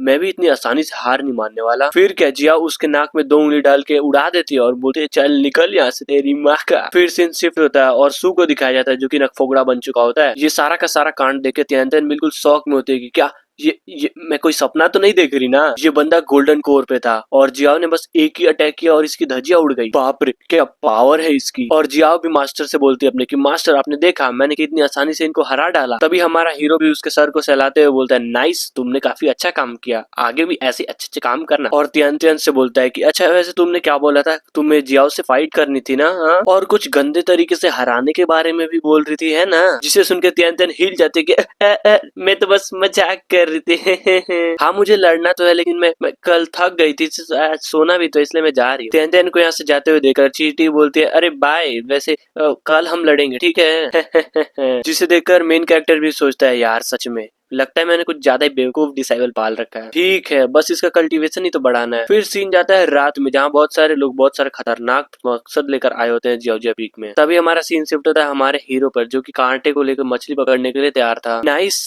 आज की चांदनी रात को कुछ ज्यादा ही बेईमान है। आज का दिन तो कुछ ज्यादा ही अच्छा था, लगता है आज कुछ ज्यादा ही बड़ी मछली पकड़ने वाला हूँ। तभी वो भी किसी को नोटिस करता है जो कि झाड़ियों में छिपे पड़े थे। वो भी आपस से बात कर रहे होते हैं कि क्या लगता है इस कमीने को हम कुछ भी नहीं करेंगे। हाँ, दूसरा भी लेकर, अरे थोड़ा धीरे बोलना यार वरना वो सुन लेगा, समझा। वैसे तुमको क्या लगता है तुम उस बीस्ट को टेम कर पाओगे? तभी एक बंदे को दिखाया जाता है जिसको चींटी ने बीच से काट दिया था। हालत देख के तो ऐसा लग रहा था जैसे कि मर गया होगा, लेकिन लगता है जिंदा ही बच गया। ये भी बोलता है मैं हूं ना, तुम टेंशन मत करो, मैं एक ऐसा कटोरा लाया हूँ जिससे कोई सी भी बीस्ट को हम इजिली पकड़ सकते हैं, भले वो बीस्ट कितना ही पावरफुल क्यों ना हो। आज तो उसको पकड़ के ही रहूंगा। पर दिक्कत की बात तो एक कमीना है जिसको रास्ते से हटाना होगा। तभी एक बंदा सिगरेट टाइप की चीज निकालते हुए बोलता है, इसे कहते हैं आत्मा मोहक धूप, बस एक बार इसको सूंघ तो ले, साला उसके बाद महीनों तक उठेगा ही नहीं। दूसरा भी लाइक सच में कुछ ज्यादा ही मस्त प्लान है, एंड उसका एक जला के उधर की तरफ फेंक देता है, जिसको हमारा मेन कैरेक्टर भी देख रहा होता है और खतरनाक एक्टिंग करता है कि यार कौन है जो रात को धूप जला रहा है। हाँ, और दूसरी तरफ हमारे मेन कैरेक्टर की बातों को सुनकर ये सब भी बिल्कुल खुश।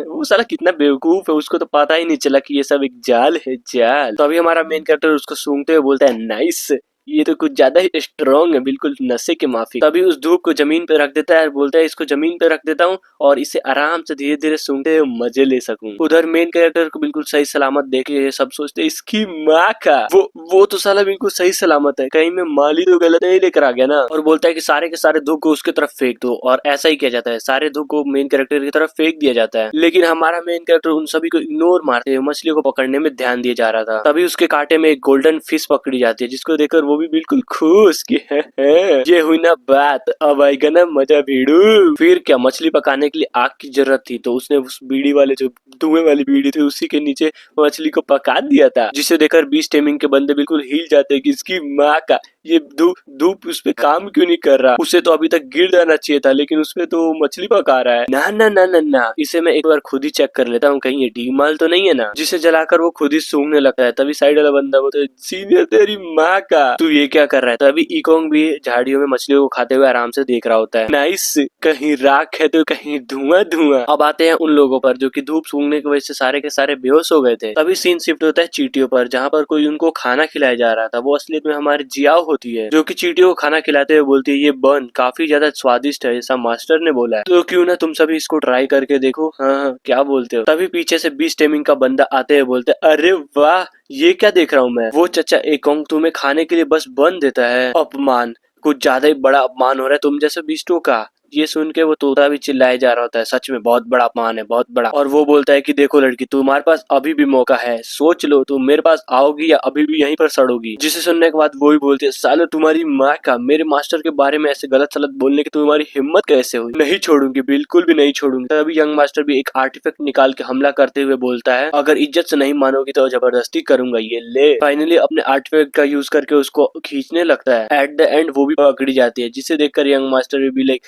देखा, इसे कहते हैं आर्टिफैक्ट, जो कि सिर्फ मेरे पास है। अब बोल, अब मेरी गुलाम बनेगी ना? चलो अब मैं तुम्हें थोड़ा सा सोचने का एक मौका देता हूँ। विजया बोलते, साले कमी कहीं के, एक बार आजाद करके देख, फिर बताती हूँ कि कौन बनेगा गुलाम। फिर वो बोलता, अच्छा तो इसका मतलब तुम नहीं बनोगी? समझ गया, अरे समझ गया, ठीक है, अब मेरे पास बस एक ही रास्ता है, अब मैं तुम्हें अपने साथ जबरदस्ती ले जाके गुलाम बनाऊंगा, फिर देखता हूँ तुम क्या करोगी। तभी उसके तरफ एक अटैक आता है, जो कि वो डायरेक्ट उस आर्टिफैक्ट से जाके लगता है, जिसे देखकर तो इस बंदे की बिल्कुल गांडी फट जाती है कि मम्मी रे, ये साला कौन है बे, किसने अटैक किया? लेकिन क्या कोई भी रिस्पॉन्स नहीं मिलता, क्योंकि ये पूरा एरिया बिल्कुल सन्नाटे में डूबा पड़ा था। तभी वो मन में सोचे जा रहा होता है कि इस पीक पे तो गिन चुन के बस 2 ही बंदे हैं, कहीं ऐसा तो नहीं है ना इस बीस्ट को पकड़ने के लिए कोई और भी बंदे आ चुके हैं दूसरे पीक्स पर से। हाँ, ऐसा ही हो सकता है, जल्दी से जल्दी अब मुझे यहाँ से निकलना पड़ेगा। लेकिन जैसे ही वो अपने आर्टिफैक्ट की तरफ देखता है, वो उसको देखकर तो बिल्कुल हिल जाता है, क्योंकि उसका आर्टिफैक्ट टूट जो गया था, जिसको देखकर सोचता है, इसकी माँ का, कौन है बे, ये तो मछली का हड्डी लग रहा है। फिर क्या, आर्टिफैक्ट टूटने की वजह से जियाओ भी आजाद हो जाती है, और निकलते के साथ ही उसके मुंह पे एक पावरफुल पंच मारती है, और वो बंदा भी दूर फेंका जाता है। अब आते हैं यंग मास्टर के ऊपर, जिसको बहुत गंदी तरीके से पड़ी थी और इधर जिया भी उसके तरफ बढ़े जा रही होती और सोच रही होती साले आज तो तेरी गांड बिल्कुल ऑप्टिमाइज करके मारूंगी, चाहे मेरे पास हथियार हो या ना हो, मारूंगी तो जरूर। जिसे सुनने के बाद वो बंदा यार मुझे छोड़ दो यार, मैं कसम खा रहा हूं आज के बाद यहाँ कभी नहीं आऊंगा, देख मेरे पास मत आओ। जिसे सुनने के बाद जिया बोलती है ठीक है तुम्हारी जाने में मदद कर देती है। फिर क्या उसे वो बहुत पीटती है, कुछ ज्यादा ही पीटती है। फिर सीन शिफ्ट होता है दूसरे दिन पे, जहाँ पर हमारी डिसाइबल बिल्कुल मस्त सोई पड़ी थी और उठ जाती है कि हाँ यार पता नहीं पिछली रात को क्या हो गया था, प्रैक्टिस करते करते अचानक से नींद आ गया, लेकिन चलो कोई बात नहीं, मैं उठ जाती हूँ और फटाफट जाके नहा लेती हूँ, बाद में देखूंगी कि हुआ क्या था। फिर कहीं तो जा रही होती है और अचानक से कुछ तो नोटिस करती है और जैसे ही उस बंदे के करीब जाती है वो सामने का नजारा देख के बिल्कुल ही चौंक जाती है कि साले पीस टेमिंग का दलाल तेरी माँ का, क्या फिर से तेरे को लड़ना है क्या? हाँ आजा मैं भी तैयार हूँ। ये सुनकर वो बंदा भी अपना फेस उठाता है, जिसको देखकर मेरी भी हंसी निकल गई थी यार। तुम कौन हो? अरे दीदी उस लड़की ने मुझे बहुत मारा और साला मार मार के मुझे यहाँ पर फेंक दिया। जिसे सुनकर डिसाइबल भी गुस्सा हो जाती है, तो माई के कौन दीदी रे, हाँ कौन, और पंच मार के उसे उड़ा देती है। और उधर तोता भी गाली सुन के बिल्कुल रिपीट किया जा रहा था कि तो माई के। अब आते हैं यंग मास्टर की तरफ, जो कि बोलते हैं अरे यार जब से मैं यहाँ पर आया तब से पीटी जा रहा हूँ कसम से, अब कसम से कुछ भी हो जाए मैं यहाँ पे कभी नहीं आऊंगा। अब आते हैं हेवनली स्वॉर्ड पीक पे, जो कि कुछ ज्यादा ही खूबसूरत लग रहा था। हमें एक भीड़ को दिखाया जाता है जिसके बीच में कोई तो तलवारबाजी करे जा रहा था, जिसे देखकर सारे लोग भी बिल्कुल खुश की ओ माय गॉड क्या तलवारबाजी है, सच में मजा ही आ गया। और उधर वो बंदा भी फुल एटीट्यूड में अपने सोलमेट को दिखाया जा रहा था, एक एक करके बहुत सारी तकनीक को अपने दिखा देता है, जिसे देखकर उन भीड़ में से एक बंदा तो बोलता है यार तुमने देखा क्या, उसका तलवार लिटरली 9 तलवारों में बदल चुका था। माँ कसम इसे देखकर तो ऐसा लग रहा है कि ये मेरे लाइफ का सबसे बेस्ट एक्सपीरियंस था। तभी दूसरे बोलता है हाँ हाँ मेरा भी। और इन सब की बातों को सुनकर वो बंदा भी सोच रहा होता है कि क्या गांडू है ये लोग, क्या थोड़ा सा तलवार चला दिए ये लोग तो मेरे फैन बन गए, नाइस। लेकिन हाँ ये लोग मेरे नजर में बस कचड़े हैं कचड़े। और तभी गुस्से में बोलता है कि इस साल के कंपटीशन में बस एक ही डिसाइबल थी जिसका नाम त्यान था, और इसकी इतनी हिम्मत जो इतना मनाने के बाद भी मुझे मना कर दिया और उसका मीने कॉन्ग के पीक में चली गई। अपमान को ज्यादा ही बड़ा अपमान हो गया। तभी उसके पास एक लड़की आके बोलती है सीनियर सुनो ना, मुझे तलवारबाजी में थोड़ी दिक्कत आ रही है, क्या आप मुझे सिखा दोगे? बदले मैं भी तुम्हें दूंगी जो भी चाहो। तभी 2 और लड़के आके बोलती है हाँ हाँ मैं भी दूंगी, मेरी भी हेल्प कर दो। इतना बोलते ही वो सारी आपस में लड़ने लगती है कि नहीं पहले मैं दूंगी, नहीं पहले मैं दूंगी। इन सभी बातों को सुनकर वो भी सोचता है क्या ये सब मेरे लिए लड़ रहे हैं। और दूसरी तरफ वो लड़की जिसने मेरा प्रस्ताव ही ठुकरा दिया था और हंसते हुए सोचता है ये हुई ना बात, इसे कहते हैं खूबसूरती जो कि सिर्फ मेरे पास है।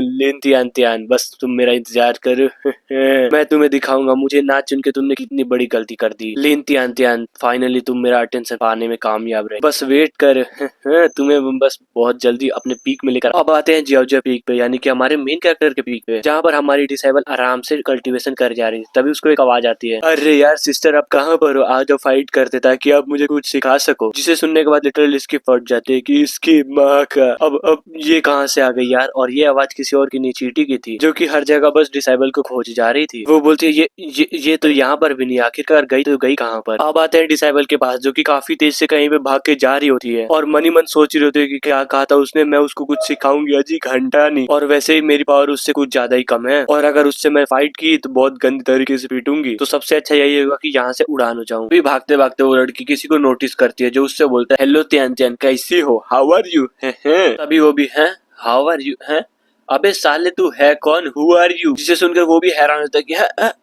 तू मुझे नहीं जानती। अरे यार मैं चेन हूँ हेवनली स्वॉर्ड पीक से। अब याद आया, अगर नहीं याद आया होगा तो ये तो याद होगा ही कि मैंने तुम्हें कंपटीशन में अपने स्वॉर्ड पीक को ज्वाइन करने का इनविटेशन दिया था, जिसे तुमने रिजेक्ट कर दिया था। अब बोल, अब तो तुम्हें याद आ ही गया होगा ना। तभी त्यान भी लाइक ओह समझ गया, हाँ ऐसा कोई था तो। खैर छोड़ो, पहले ये बताओ तुम यहाँ पर क्यों आए हो, तुम्हारी नजर भी कहीं जियाओ पे तो नहीं है ना। जिसे सुन के वो भी थोड़ा कंफ्यूज होता है कि है जियाओ, अब ये कौन है। अच्छा ये सब छोड़ो, ये बताओ कि क्या तुम हमारे पीक पे चलोगे स्वॉर्ड प्रैक्टिस करने के लिए। जिसे सुन के वो भी बिल्कुल डायरेक्ट इनकार कर देते कि ना बिल्कुल भी नहीं, मुझे कोई इंटरेस्ट नहीं है वहाँ पर जाने के लिए। अरे यार पहले मेरी पूरी बात तो सुन लो, ये देखो बुक, इसमें हमारी स्वॉर्ड पीक का स्पेशल आर्ट है, तुम बोलो तो मैं सिखा सकता हूँ, बदले में बस तुम्हें ये करना है कि तुम्हें इस पीक को छोड़ के मेरे पीक पे आना होगा। बोल मंजूर। तभी त्यान भी उस बुक को देख के सोचती है कि क्या ये तो हेवनली स्वॉर्ड पीक का मिस्टीरियस आर्ट है ना। अब मैं क्या करूँ, एक तरफ मास्टर की बुक और एक तरफ ये हेवनली स्वॉर्ड पीक की बुक रखूँ तो कौन सबसे ज्यादा फायदा देगा मेरे लोगों। क्या पता इन दोनों के दोनों बुक का इफेक्ट सेम ही हो। तभी वो भी प्यार से बोलती है, सीनियर क्या मैं पहले इस बुक को चेक कर सकती हूँ। वो भी बोलता है बिल्कुल, इनफैक्ट अगर तुमने इस तकनीक को देख लिया तो तुम इसमें बिल्कुल खो ही जाओगी। तियानचेन भी उस बुक को लेकर देखने लगती है और वो मास्टर सोच रहा होता है मुझे पता है तुम्हें ये बुक कुछ ज्यादा ही पसंद आएगा। तभी वो फिर से बोलता है कि देखो ये 9th ग्रेड की टॉप ग्रेड तकनीक है, इतनी आसानी से किसी को नहीं मिलता, समझे। इसलिए मैं तो यही बोलूंगा कि इतने मस्त बुक को तो छोड़ना मत। वो भी इस तकनीक वाली बुक को देखती है, साला ये क्या बकवास तकनीक है, मैंने अपनी पूरी लाइफ में इससे बकवास तकनीक नहीं देखी। क्या कहा था, टॉप रैंक अजीब मेरा कद्दू का टॉप रेंज। और गुस्से में उस तकनीक को फेंकते हुए जाते हुए बोलते है, साले ये ले अपनी तकनीक और बुंड में डाल ले अपने, हो सके कहीं तेरा बुंड भी टॉप लेवल का हो जाए। ये भी बंदा भी लिख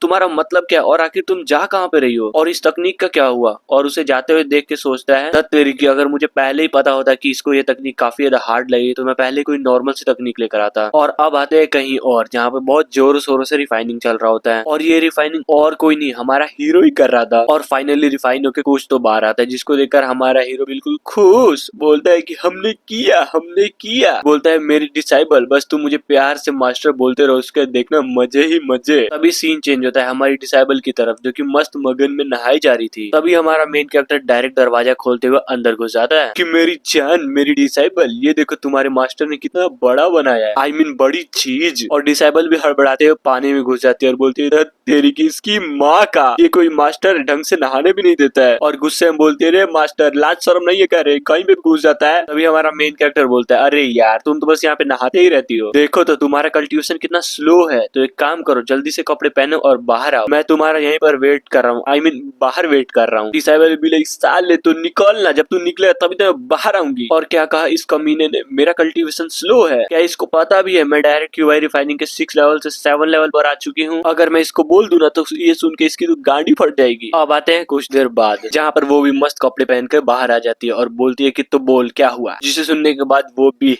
ये देख झाड़ू जिसे मैंने तेरे लिए स्पेशल बनाया ताकि तुम्हारी कल्टीवेशन में हेल्प हो सके, समझी। अरे समझी कि नहीं कुछ तो बोलो। जिसे सुनने के बाद वो भी है क्या ये क्या बकवास चीज है, कहीं आप ये तो नहीं चाहते कि मैं इसको लेकर यहाँ पे साफ सफाई करूँ। मेन कैरेक्टर भी लाइक अरे यार तुम क्या बोल रही हो, मैं तो बस यहाँ पर इससे तुम्हें मारने के लिए आया हूँ। जिसे सुनने के बाद वो भी बिल्कुल हिल जाती है, क्या कहा आपने। और वो मनी मन सोचते है, तुम क्यूआई रिफाइनिंग के कीड़े तुम एक एम्प्रेस को मारना चाहते हो, तुम ये कैसे सोच सकते हो, बिल्कुल भी नहीं। फिर वो गुस्से में बोलते है कि मास्टर प्लीज ये कुछ ज्यादा ही बकचोदी हो गई है, आप यहाँ से खुद निकलोगे या फिर धक्के मार के निकालू। हाँ मेन कैरेक्टर भी अरे यार तुम ये क्या बोल रही हो, तुम जल्दी से जाओ बेड पर उल्टे होकर लेट जाओ ताकि मैं तुम्हारी मार सकूं, I mean तुम्हें मार सकूं। वो भी इस झाड़ू से, बोला ना सेम टू सेम। जिसे सुनने के बाद वो भी बिल्कुल तेजी से मास्टर के ऊपर अटैक करने के लिए बढ़ जाती है। मैंने कह दिया ना कि तुम यहाँ से जल्दी से बाहर निकलो, लेकिन क्या हमारा मेन कैरेक्टर उसे बहुत आसानी से डॉज कर लेता है, जिसे देखकर डिसाइबल एक पल के लिए बिल्कुल हिल जाती है। क्या उसने लिटरली मेरे इतने खतरनाक अटैक को इतनी आसानी से डॉज कर लिया, इम्पॉसिबल। लेकिन हमारा हीरो झाड़ू लेकर बिल्कुल तैयार होता है उसको मारने के लिए। फिर क्या हमारा मेन कैरेक्टर उसके पिछवाड़े पे जोर से चड़ाक से मारता है झाड़ू से। झाड़ू के अटैक लगते है उसकी आत्मा बिल्कुल तृप्त हो जाती है और वो भी मनी मन सोचती है बाप रे ये किस तरह की फीलिंग्स है, मुझे तो कुछ ज्यादा ही अजीब लग रहा है ना। मेन कैरेक्टर भी लाइक मजा आया ना, मुझे पता है बहुत ज्यादा मजा आएगा, चलो जल्दी करो उस फीलिंग को कंसंट्रेट करो, आखिरकार यही तो है ग्रेट दाओ। लेकिन क्या अपनी डिसेबल तो इस फीलिंग को कुछ ज्यादा ही कंसंट्रेट कर रही थी, वो भी बिल्कुल ऑर्गेजम बोलती है यही तो है ग्रेट दाओ। सच्ची में मुझे यकीन नहीं हो रहा एक झाड़ू भी इतने काम में आ सकती है, खीरा भी आ सकता है। सच में मैंने मास्टर को ज्यादा ही गलत समझा। तभी आऊ की आवाज निकालते हुए बोलते मास्टर मुझे और मारिए, ये फीलिंग मुझे कुछ ज्यादा ही अच्छा लग रहा है। इधर हमारा हीरो बिल्कुल खुश कि ये हुई ना बात। नाइस सीन चेंज होता है उसी कमरे के बाहर के तरफ जहाँ किसी को तो दिखाया जाता है जो कि और कोई नहीं स्वॉर्ड पीक का चेन होता है, जो कि एक बुक को देखकर हंसे जा रहा था। जूनियर सिस्टर त्यान तुम्हें वो बुक कुछ ज्यादा ही डिफिकल्ट लगा था ना, तो ये देखो मैं क्या लाया हूँ, येलो ग्रेड की मिड लेवल की तकनीक, तुम जरूर इसे आसानी से सीख सकती हो। तभी उसको एक आवाज आती है कि मास्टर प्लीज थोड़ा और जोर से मारिए, कुछ ज्यादा ही अच्छा लग रहा है मुझे। जिसे सुन के वो बिल्कुल चौंक जाता है कि क्या आखिर यहाँ पे चल क्या रहा है। और जैसे वो गौर से देखता देखता है तो उसको दिखाई देता है कि कोई डिसाइपल को मार रहा होता है, जिसको देखकर ये कुछ ज्यादा ही गुस्सा हो जाता है कि तेरी माँ का औरत पे हाथ नहीं छोड़ूंगा, बिल्कुल नहीं छोड़ूंगा। तभी जियाओ उसके ऊपर पीछे से अटैक कर देते हैं कि साले तेरी माँ का बाप का घर है क्या कि कभी भी चला आता है, और उसको घसीट के ले जाते हुए बोलती है कि सच में तुम्हारी हिम्मत कुछ ज्यादा ही बढ़ गई है। मेरे मास्टर को डराने का प्लान था, लेकिन एक बात याद रखना, जब तक मैं यहाँ पर हूँ ना तब तक तुम लोगों की चाल कभी कामयाब नहीं होगी, समझे। और अब आते हैं दूसरे दिन, जहाँ पर हमारी डिसेबल मस्त मगन में सो रही होती है और अचानक से उठ जाती है और बोलती है हाँ, आज का दिन तो कुछ ज्यादा ही बेईमान है, नाइस। और जैसे ही बिस्तर से उठती है तो उसके पिछवाड़े में कुछ ज्यादा ही दर्द हो रहा था कि मम्मी रे ये तो कुछ ज्यादा ही दर्द कर रहा है। और ये बोल के पिछले दिनों को याद करती है कि किस तरह से मास्टर को मारने के लिए बोल रही थी। फिर क्या शर्माते हुए सोचती है कि यार सच्ची में कल मैं पागल हो गई थी क्या कि और ज्यादा मास्टर को मारने के लिए बोल रही थी। लेकिन ये तो उनकी भी गलती है ना, लड़की पे दया दिखाने के छोड़ वो तो और ज्यादा मार रहे थे। हाँ, खैर ये सब छोड़ो, सबसे पहले मुझे ये देखना हो कि सच्ची में मेरा कल्टीवेशन इंप्रूव हुआ। तभी ये बोलकर अपने कल्टीवेशन चेक करने के लिए बैठ जाती है। तभी उसके अंदर एक पगोड़ा को दिखाया जाता है जो कि कुछ ज्यादा शानदार लग रही थी, जिसको फील करके वो भी बिल्कुल हिल जाती है कि क्या सच्ची में मैं एक रात में क्यूआई रिफाइनिंग के 9वें लेवल पर आ गई। इम्पॉसिबल, साला विश्वास ही नहीं हो रहा। आखिर ये कौन सा जादू था, कल तक तो मैं 7वें लेवल पर थी ना, और अचानक से मेरे मास्टर ने मुझे झाड़ू से मारा और मैं 9वें लेवल पर आ गई। और बोलती है कि आखिर इस दुनिया में चल क्या रहा है। फिर बोलती है कि खैर छोड़ो वो सब, अब मैं आखिर 9वें लेवल पर आ ही चुकी हूँ तो मुझे अब अपना फाउंडेशन भी मजबूत करना होगा, और मुझे अपने फाउंडेशन को मजबूत करने के लिए बहुत सारे मटेरियल चाहिए। और ये बोलते हुए उसने एक नया आउटफिट पहन लिया होता है। फिर क्या इस कपड़े में ये काफी ज्यादा खूबसूरत लग रही थी। फाउंडेशन तो मजबूत करना है, लेकिन मुझे तो नहीं लगता कि मेरे जैसे टैलेंटेड और एक्स्ट्रा ऑर्डिनरी इंसान के लिए एक नॉर्मल फाउंडेशन बिल्डिंग के पील से काम तो बिल्कुल भी नहीं होने वाला। मुझे तो एक खतरनाक सा खास पील चाहिए होगा। तभी अचानक से खुश रहते हुए बोलती है और वैसे मुझे पता है कि जिस सेक्ट में अभी मैं हूँ उस सेक्ट की औकात ही नहीं है कि वो मुझे एक्स्ट्रा ऑर्डिनरी पील को दे सके। लेकिन कोई नहीं, अपने पिछली लाइफ में मैं इतना तो पहचान बना ही चुकी हूँ जो इस मामले में मेरी कोई हेल्प कर सके। तभी वो कुछ स्पेल को कास्ट करने लगती है और दरवाजे को खोल के कहीं तो कुछ भेज देती है। तभी सीन चेंज होके जाता है दक्षिणी ट्रेडिंग हेडक्वार्टर में, जहाँ एक बुढ़ा हिसाब किताब करते हुए बोलता है नाइस, ये हुई ना बात, इसे कहते हैं प्रॉफिट। पिछले महीने के हिसाब से इस बार तो 30% ज्यादा प्रॉफिट हुआ है, और ऊपर से कुछ जड़ी बूटियां इतना फेमस हुआ है कि उसके बारे में तो कुछ बोलो ही मत। सच में मजा ही आ गया।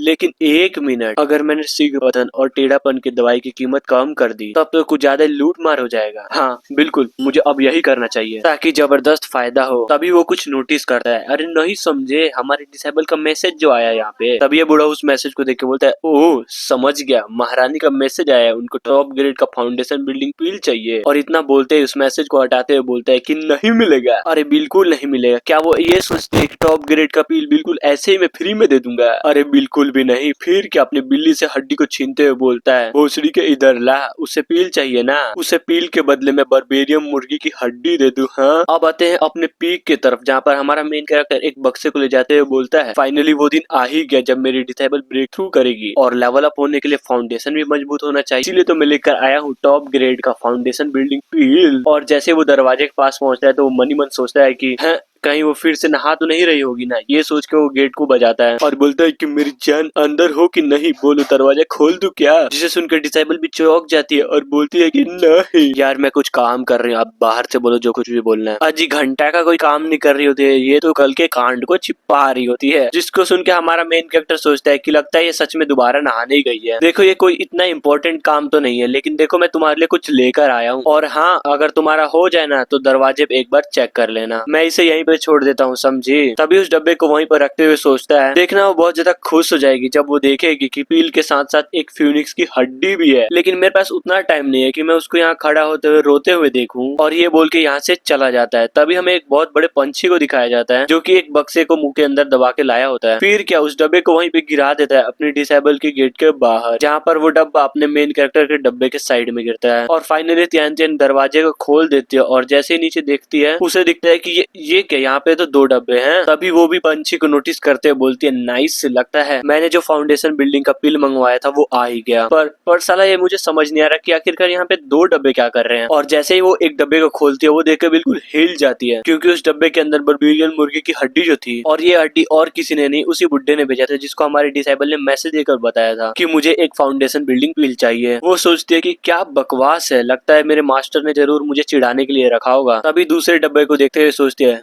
लगता है कि टॉप ग्रेड का पिल मेरा इसी के अंदर होगा। और जैसे उस डब्बे को खोलती है उसके अंदर से काफी ज्यादा पावरफुल लाइट निकलती है, जिसे देखकर वो भी बिल्कुल खुश कि है, ये हुई ना बात। जैसा कि मुझे उस बुड्ढे से उम्मीद थी, आखिरकार उसे पता है कि एक एम्प्रेस से कैसे बिहेव करना होता है। और रही बात इस मुर्गे की हड्डी की, ये तो ऑलरेडी अपने लिमिट पे पहुंच चुकी है। अब इसमें उतना दम नहीं, लेकिन मेरे गरीब मास्टर ने इसको दिया है। और वैसे भी झांट चिंता मेरे गरीब मास्टर की, लेकिन मैं चुनूंगी। आफ्टर ऑल ये मेरा कमीना मास्टर जो है, इसलिए अप्रिशिएट तो बनता है। एंड ये बोल के अपने रूम के अंदर आके बैठ जाती है। फिर क्या हमारे मेन कैरेक्टर द्वारा दिए गए हड्डी को रिफाइन करते हुए बोलती है, अब जब मेरे पास टॉप ग्रेड का फाउंडेशन बिल्डिंग पिल है, अब तो मैं बड़े आराम से अपने फाउंडेशन को मजबूत कर सकती हूँ। और मुझे यहाँ तक ऐसा भी लगता है कि जितनी पावरफुल मैं पिछली लाइफ में थी, उससे ज्यादा पावरफुल बन सकती हूँ। इसके बाद ये सेक्ट और ये पूरा का पूरा जर्जर पीक, ये घंटा ना मेरे सामने कोई टिक पाएगा। और ये कमीना मेरा मास्टर, मैं इसको इतना टॉर्चर करूंगी, इतना टॉर्चर करूंगी कि ये याद रखेगा आखिरकार वो किससे पंगा लिया था। इतना बोलने के बाद वो पिल को खा लेती है। फाइनली वो अपने ब्रेक थ्रू के लिए लग जाती है। फिर उसके बॉडी से कुछ ज्यादा एनर्जी निकलने लगती है। दूसरी तरफ हमें एक फ्यूनिक्स को दिखाया जाता है, जो कि जर्जर पीक से कुछ ज्यादा ही बड़ी थी, जिसको अपना सेक्ट मास्टर भी नोटिस कर लेता है और चौंकते हुए बोलता है कि इसकी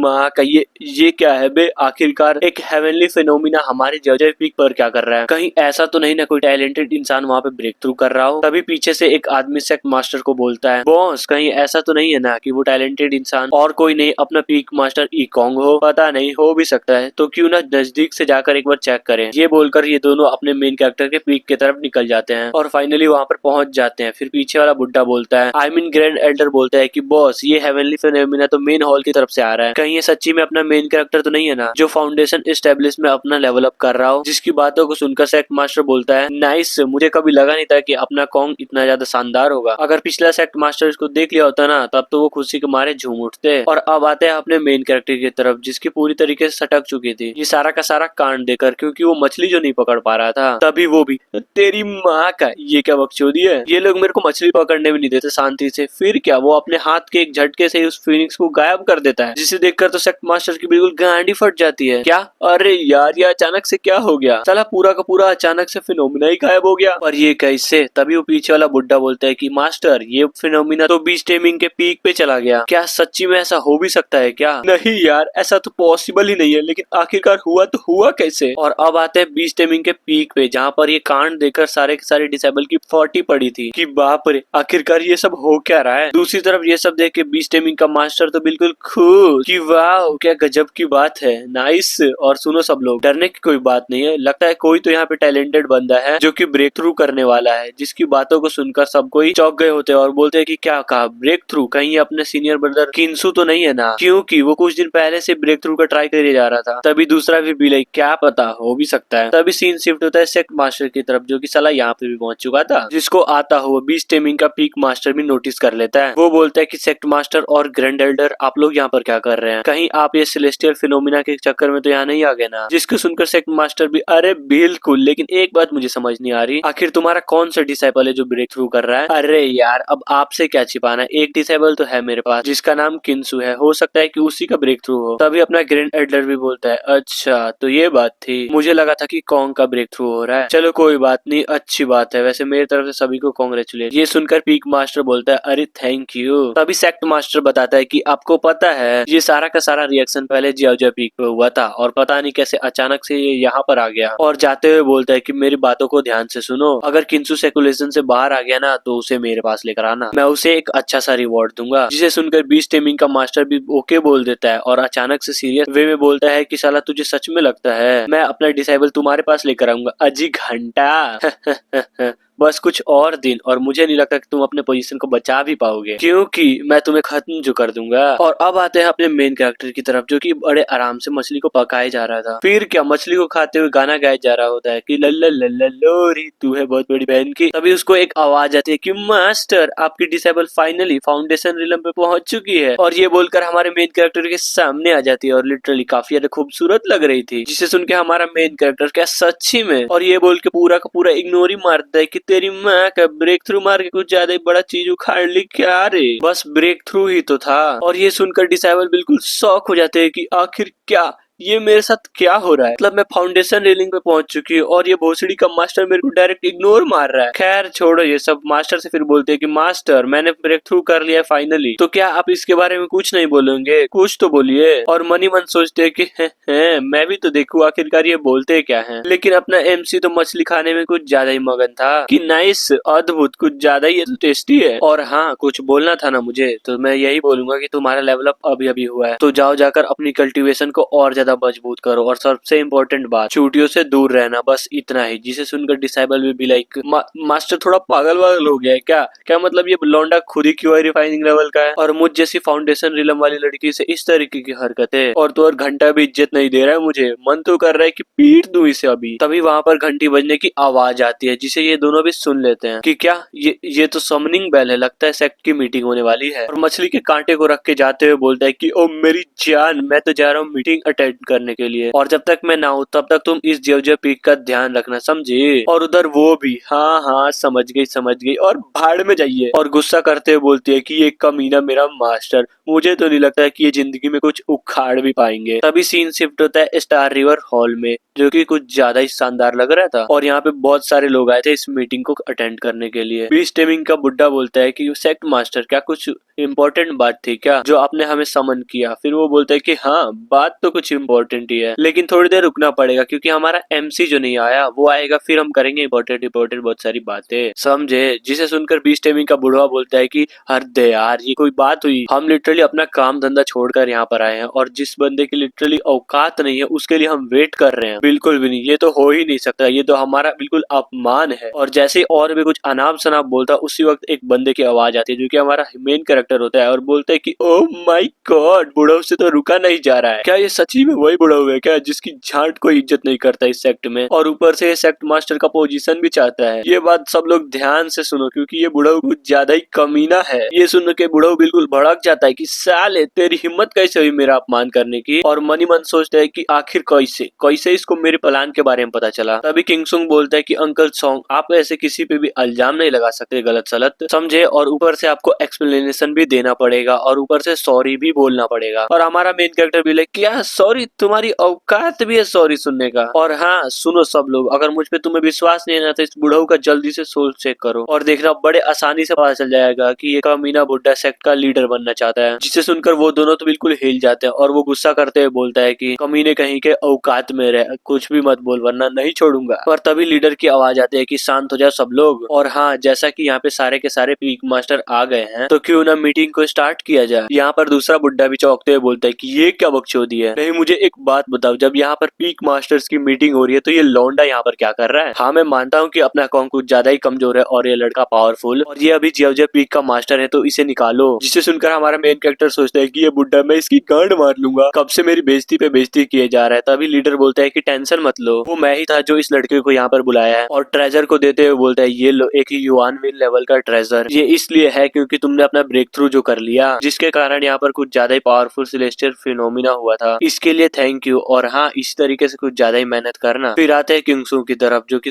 बिल्कुल खुश कि वाह, ये तो एक पर्पल पगोड़ा है जो कि पूरे सेक्ट में बहुत खास और बहुत ज्यादा पावरफुल भी है। फिर बोलता है कि थैंक यू सेक्ट लीडर, अब मैं कुछ ज्यादा ही मेहनत करूंगा। फिर हमारा मेन कैरेक्टर बोलता है ये क्या बकवास है। तभी शॉर्ट पीक के मास्टर को भड़काते हुए बोलता है मुझे पता था ये लौंडा किंसू है ना, ये मुझे शुरुआत से टैलेंटेड लगता था, देखना ये एक न एक दिन एम्परर जरूर बनेगा और सारे के सारे बंदों को पीछे छोड़ देगा। क्यों बुढ़ऊ, मैंने ठीक बोला ना? और सच्ची में यार ये बुढ़ऊ ये सब सुन के भड़क जाता है कि अजी घंटे का टैलेंटेड है, मुझे तो ऐसा नहीं लगता। और इससे यार टैलेंटेड तो मेरा डिसेबल चेन है और मुझे पता है कि वो ही फ्यूचर में जाके एम्परर बनेगा, ना कि ये, समझे? और इसे कह दो कि बीच टेमिंग का पीक है ना, तो बीच का जाके गोटे साफ करे। ये बंदा भी बोलता है साले तेरी माँ का, तेरी हिम्मत कैसी हुई मेरे डिसेबल के बारे में ऐसा बोलने की? आखिर तू बता तेरी हिम्मत कैसे हुई मेरे डिसेबल के बारे में ऐसा बोलने की? आखिर तू मेरे डिसेबल के बारे में जानता ही क्या है? जब मेरे डिसेबल ने ब्रेक थ्रू किया तो सेलेस्टियल फिनोमिना भी हुआ, समझे? और रही बात तुम्हारे डिसेबल चेन की, झांट चिंता है उसको किसी की। इसी तरीके से दोनों के बीच में बहस छिड़ जाती है और इधर हमारा एमसी आराम से एंजॉय किया जा रहा था कि नाइस, ये हुई ना बात, साला लड़ाई दिया इन दोनों को। और उधर लीडर की भी देख के ये सब सटक जाती है और बोलता है तो हर माई के शांत हो जाओ वरना मुंह में दे दूंगा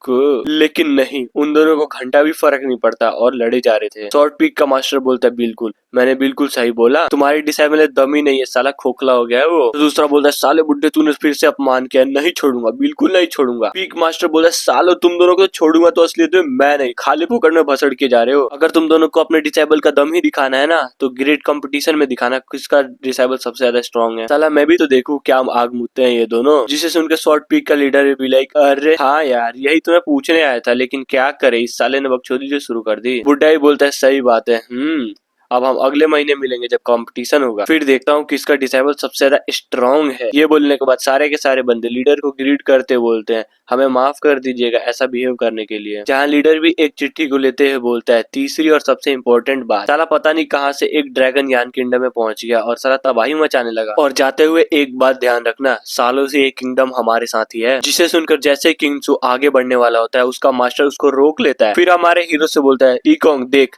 तू बता यहाँ पे सबसे ज्यादा खाली और नल्ला कौन बैठा है, तो क्यों ना जाके लोगों की थोड़ी हेल्प कर दो जिसके कारण हो सकता है तुम्हारा लेवल भी बढ़ जाए, तो बोल लो मंजूर है। कॉन्ग भी मनी मन सोचता है कि षड्यंत्र चल रहा है बुड्ढा, वो भी मेरे प्रति षड्यंत्र।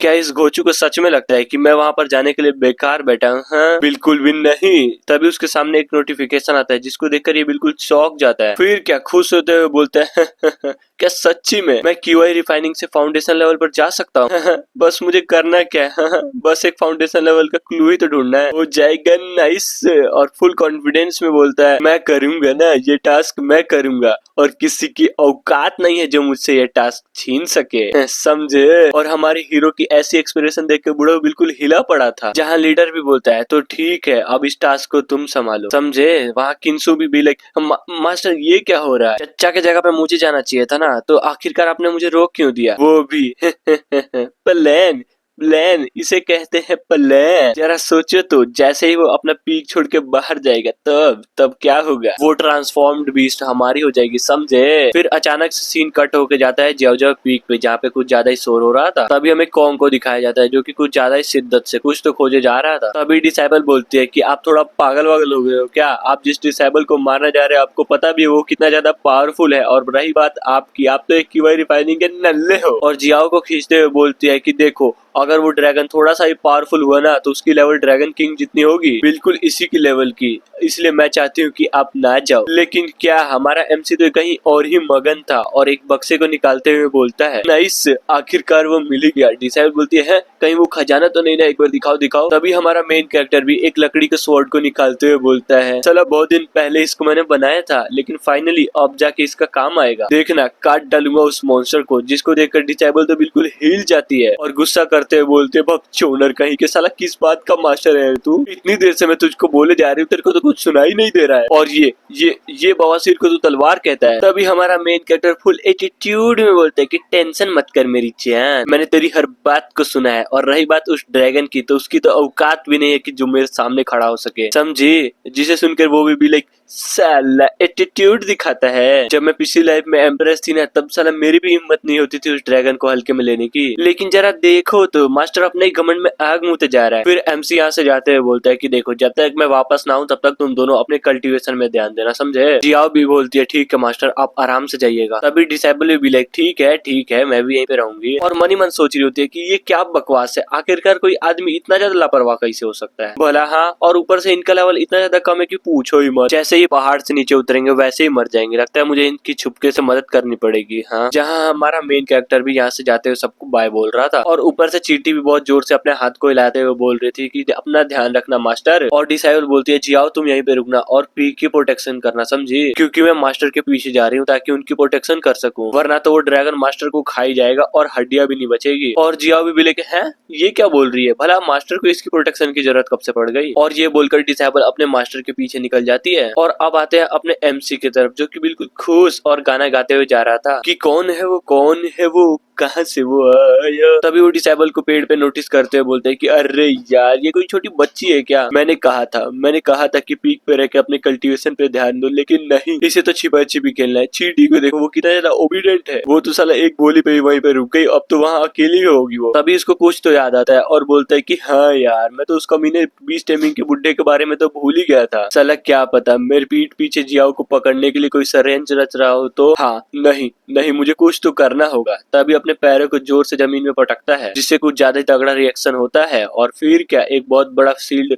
पूरे जियोजे पीक के साइड में आ जाता है और इस पावर को फील करके अपने डिसेबल के तो बिल्कुल फट ही जाती है कि बाप रे, आखिरकार वो था क्या, कुछ ज्यादा ही प्रेशर थी। और अपना हीरो भी लाइक, ओह यहाँ का सारा काम हो चुका है तो अब मैं आराम से डीमन हंटिंग करूंगा। सीन शिफ्ट होके जाता है ग्रेट यान डायनेस्टी में, जो कि सच्ची में यार कुछ ज्यादा ही खूबसूरत लग रहा था। कोई तो बोलते हैं कि क्या सच्ची में हमारी हेल्प के लिए जिंगयू सेक्ट ने किसी पीक मास्टर को भेजा है? हाँ, कौन है वो? क्या वो नर है या मादा? उसकी उम्र क्या है यार? जल्दी बोल यार, तेरे को कुछ सुनाई नहीं दे रहा क्या? और ये बंदा कोई और नहीं, इस डायनेस्टी का एम्परर होता है, जिसको हम राजा भी बोल सकते हैं। तभी एक बंदा घुटनों में आके बोलता है, माय लॉर्ड, वो कोई लड़की नहीं एक लड़का है जो कि कुछ ज्यादा ही यंग है और हाँ, उसकी उम्र भी कुछ ज्यादा ही कम लग रही है। जिसकी बातों को सुनकर एम्परर भी मन ही मन सोचता है कि क्या क्या कहा तुमने, उसकी उम्र कम है? हाँ, मैं समझ गया, पूरी तरीके से समझ गया। और खुश होते हुए बोलता है कि यानी कि वो बंदा जरूर शॉर्ट पीक का चैन होगा, जिसके बारे में मैंने कुछ ज्यादा ही तारीफें सुन रखी है। नाइस। तभी एक बुढ़का बुड्ढा बोलता है कि माय लॉर्ड, ये तो कुछ ज्यादा ही अच्छी बात है। मैंने सुना है कि ये लौंडा अपने पूरे के पूरे सेक्ट में नंबर 1 पर आता है और इसका फ्यूचर भी पूरा का पूरा ब्राइट है। तो समझे ना मैं क्या कहना चाहता हूँ? तो क्यों ना हम लोग उनसे दोस्ती कर लेते हैं। एम्परर भी लाइक, एग्जैक्टली, तुमने बिल्कुल सही बात बोली बुढ़ाऊ। इसी खुशी में मैंने तुम्हें 8 लड़कियां दी। जाओ, जवानी में तुम 4 लड़कियां पेलते थे, अब तुम 8 पे लो। क्यों, सही बोला ना मैंने? हाँ। और अब आते हैं बाहर की तरफ, जहाँ पर एम्परर एमसी के स्वागत के लिए बाहर खड़ा था और बहुत सारे लोग घुटनों पर आकर मेन कैरेक्टर का स्वागत किए जा रहे थे। देखो, एक बात क्लियर कर देता हूँ, जो ये आया हुआ है ये हमारा मेन कैरेक्टर है और ये एम्परर, इसको तो ऐसा लग रहा है कि ये आया हुआ बंदा शॉर्ट पीक का चैन है, समझे? जहाँ पर कॉन्ग भी बहुत खुश होते हुए बोलता है, ओह माय गॉड राजा जी, तो ये तू ही है ना जिसकी उस ड्रैगन से फटी पड़ी है? हाँ, चिंता मत कर, मैं हूँ ना, मैं बचाऊंगा तुम्हारी जान, और हाँ, यहाँ तक कि तुम्हारी डायनेस्टी को भी, समझे? एम्परर भी बोलते हैं, सुनो तो जरा देखो तो मैंने तुम्हारे लिए क्या अरेंज किया है। जिसको ये भी देखते बोलते हैं कि है, अरे आखिरकार वो चीज है क्या, मैं भी तो देखूं। तभी अचानक से 2 लड़कियां आके कॉन्ग को पकड़ लेती है और बोलती है कि बाबू, हम है वो 2 खतरनाक चीज, समझे? और हमारा मेन कैरेक्टर भी लाइक तुम तो सच्ची में कुछ खतरनाक चीज हो और अब आएगा असली मजा।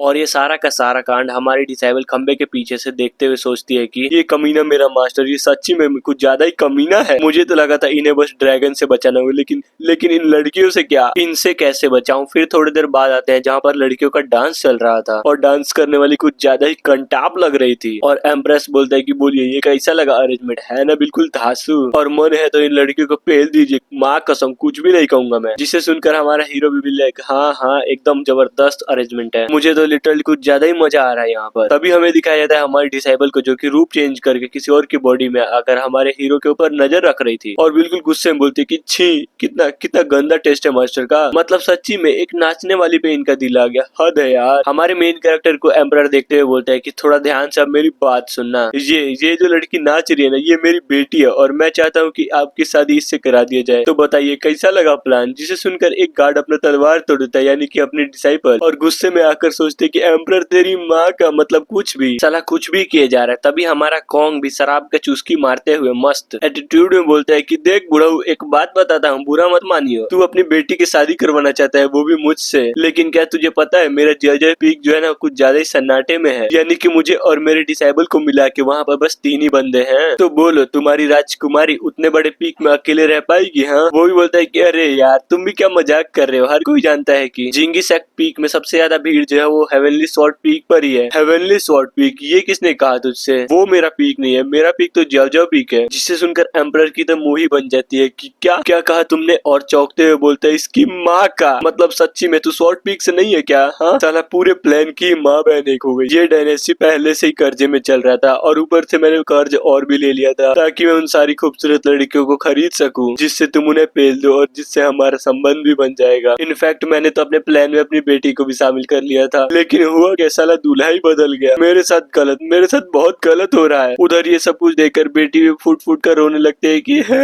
फादर मैं इस गोचू से शादी नहीं करूंगी। वो भी हाँ बेटी, हाँ गलती हो गई मुझसे, तू टेंशन मत ले, मैं इस गोचू से तेरी शादी नहीं कराऊंगा। तभी हमारा हीरो भी खड़ा होते हुए बोलता है कि नाइस, क्या एक्टिंग कर रहे दोनों बाप बेटी, मजा ही आ गया। खैर छोड़ो ये सब, मैं अभी काफी ज्यादा मूड में हूँ, तो जल्दी बताओ वो ड्रैगन कहाँ पर है, काट डालूंगा उसको। और सबसे इम्पोर्टेंट बात यार, किसी को तो भेजो मेरे साथ ताकि वो ड्रैगन तक का रास्ता बता सके, समझा। जिसे सुनकर एम्परर भी काफी ज्यादा गुस्से में आ जाता है और बोलता है कि समझ गया, अभी अरेंज करके देता हूँ। और बुढ़ऊ से बोलता है, बुढ़ऊ सुन, तेरी माँ का, तेरे वजह से मेरा आज कुछ ज्यादा ही खर्चा हो गया है, और मैंने तेरे को जो लड़कियां देने का वादा किया था वो सब कुछ कट, समझा। और जाके इसको रास्ता दिखा, क्योंकि सारे पनौती की जड़ तू ही है। जिसकी बातों को सुनकर वो भी डर जाता है कि अरे यार माफ कर दो मुझे। और अब आते हैं हमारी डिसाइबल के ऊपर, जो कि सोच रही होती है कि इन सभी ने हम मेरे मास्टर की बेइज्जती इतनी ज्यादा कर दी, इन सबकी इतनी हिम्मत कैसे हुई जो मेरे मास्टर की बेइज्जती कर दे। बस एक बार मेरा कल्टीवेशन पूरा हो जाए, फिर देखना इस पूरे के पूरे डायनेस्टी को ही खत्म कर दूंगी। तभी हमें बताया जाता है कि एंशिएंट टाइम में कुछ ज्यादा ही पावरफुल मॉन्स्टर थे, जिनमें इतनी पावर थी कि वो सोए हुए पृथ्वी को हिला सके। लेकिन जैसे जैसे इंसानों की आबादी बढ़ी और वो लोग पावरफुल बने, उन लोगों ने अपने फायदे के लिए, उन लोगों ने लिटरली अपने फायदों के लिए जानवरों का शिकार करना शुरू कर दिया। इसी तरीके से आगे चलते चलते हम मॉन्स्टरों का विनाश हो गया और अब साला बस गिनती के कुछ मॉन्स्टर्स बचे हुए हैं। और ये कहानी हमें एक ड्रैगन बता रहा था, जिसको मारने के लिए हमारे एमसी को भेजा गया है। और ड्रैगन बोलता है अपने ही दूसरे सर से कि मैं एक